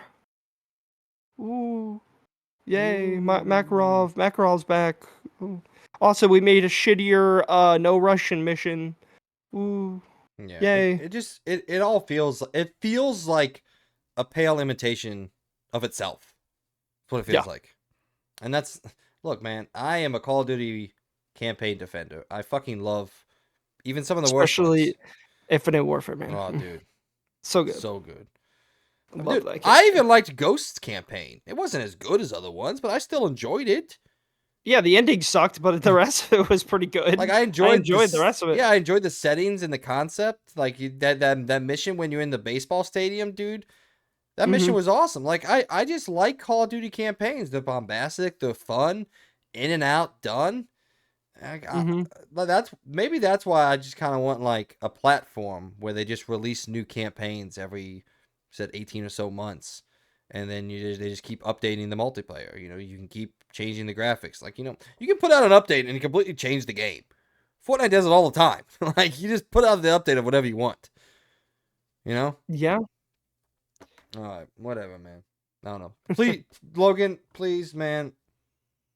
You're probably my best friend. Do not buy Call of Duty Modern Warfare 3. I won't. Okay, No, I good. will not pay full price for that game, dude. I don't I will care. probably buy it down the line. That's fine. When you do, let me know, and I'll play zombies with I you. will, I've yeah. never really Yeah. dug into a zombies mode other than the original Black Ops. Again, the zombies mode looks cool because it's kind of like a weird mix between DMZ and one of my favorite modes that I know maybe not a lot of people may like, but I loved Cold War Outbreak. I love that mode. I was obsessed with it. That's why I put so much time into Cold War, was because of that mode. And they kind of brought it back. And there's actually, what I've seen, there's a progression with it and with the missions and everything. And honestly, it looks more exciting than DMZ itself because it has zombies and it has a lot of the actual zombies as stuff in it, like ray gun and the Wonder Wolf. And they're probably going to add more wonder weapons and hopefully more maps, and then also hopefully more modes, which I would hope for. So it looks cool. So yeah, I'll let you know. Obviously, it'll be down the line when it's on sale. And the only two modes I'll ever play is multiplayer and zombies. That's literally it. I don't want to touch that campaign. I don't even want to look at it. I'm going to delete it immediately. As soon as I download it, I'm getting rid of the campaign mode. I'll still play it just to experience it. But yeah, I've watched it and it looks fucking awful. You need to play Cold War, dude. Oh, that campaign was really good. It was really good. I like Cold War's campaign. There's still that idea that I want to sit down, you and me, live and play through all the Call of Duty campaigns, all of them. That'd be cool. It wouldn't take long. So it's not for this one. I just kidding. It would take a while. All right. Well, ladies and gentlemen, out this week, this is where we go through the games coming to you this week, and you get to choose whether you want to play them or not. On November 14th, Hogwarts Legacy makes its way to the Nintendo Switch. Invincible presents Adam and Eve on PC. Turok 3, Shadow of Oblivion Remastered on PS5 for Xbox Series X and S. On November 15th, Teardown comes to PS5 and Xbox Series X and S. The Last Faith on PS5 for Xbox Series X and X, Switch, and PC. On November 16th, Assassin's Creed Nexus VR comes to the MetaQuest. Flashback 2 on PS5 for Xbox Series X and S, Switch, and PC. On November 17th, Naruto X Boruto, Ultimate Ninja Storm Connections on PS5 for Xbox Series X and S, Switch, and well, no, not PC. Well, why not PC? It might be a typo. No PC. Persona 5 Tactica on PS5 for Xbox Series X and S, Switch, and PC. Then Super Mario RPG on Nintendo Switch. Oh, that's a rough time to come out with Persona 5 Tactica, man. You are directly competing with Super Mario RPG. Oof. One of the best JRPGs ever made. Yeah, that's rough. That's not a good move. Yeah, that Assassin's Creed Nexus actually look kind of cool. You have to tell me how it is. I will say. Because I made a mistake and bought the PSVR 2. Yeah, we'll see. I'll have to try it out. Yeah, I'm waiting for it to come out and get reviews, because if it's not a very long experience, then no, I'm good, because I'm sure it's like a full price game. So we'll see. I don't know, man. I'm still super excited. I keep forgetting this because I have it already like bought with the headset. I'm very excited for that Asgard's Wrath 2 game. Looks really fucking good, and it's supposedly like a 60-hour game. Which, by the way, is going to take me fucking forever to beat on a VR. But I am excited for it because it actually looks fun, and it's like an RPG, and it also is like, it kind of reminds me of God of War in many ways, like the takedowns and all that. So yeah, it looks cool. So it's like their big game for the year. So I'm going to hope it's good. When's it come out? December like 16th or something like that. Oh, okay. I think. Well, you have to tell me what you think when I get back from my cruise, because I'll be in the middle of the ocean by that point. I can't wait for this cruise, man. I'm excited. Oh, I was close. December 15th. I won't be in the middle of the ocean. Yeah. I'll be in Miami, though. Yes. All right. Well, ladies and gentlemen, this brings us to the end of our show. Everyone who's been watching or listening, we just want to take this time, as always, and thank you from the bottom of our hearts. Without your support, we could not be doing what we're trying to do, but please help us to continue to grow by telling everyone out there that you know who has the slightest appreciation for all things pop culture, that they have some new friends waiting to talk all sorts of fandoms with them. We would greatly appreciate it. Mr. B-Man, any last words? Thank you guys for stopping by. I hope you guys enjoyed this episode of the XP podcast. There's a much better one. Guys, yes. I actually like this one. Yeah, we no cutting out in and out. My computer wasn't doing anything weird, so that's great. Don't buy Call of Duty. Whatever you do, please, I beg you. But let's be honest, it's not gonna stop people. Other than that, get pumped. GTA 6 is about to be released. We're about to get a trailer for that, and I am unbelievably excited for it. Maybe I got you to get RoboCop. Try it out. It's fun. It's a good time. Again, kind of nice to just play a game that's just chill and not super long. So, yeah. Other than that, I'll see you guys on the next XP podcast. Bring it back to Mike. Once again, thanks everyone for listening and following along with us. This has been another episode of the XP Podcast brought to you by us here at the Experience Point. I hope everyone has a great week, and we'll talk to you on the next one. Don't forget, special episode next week. Probably not many news stories, if any. We're just going to do the debate debacle. What should I call it? Debate debacle? I don't know. Debate debacle. Debate debacle Game Awards. Anyway, it's going to be exciting, as I'm excited for it. It's going to be fun, so look forward to that. And like I said, we'll see you guys in the next one. Peace. Peace.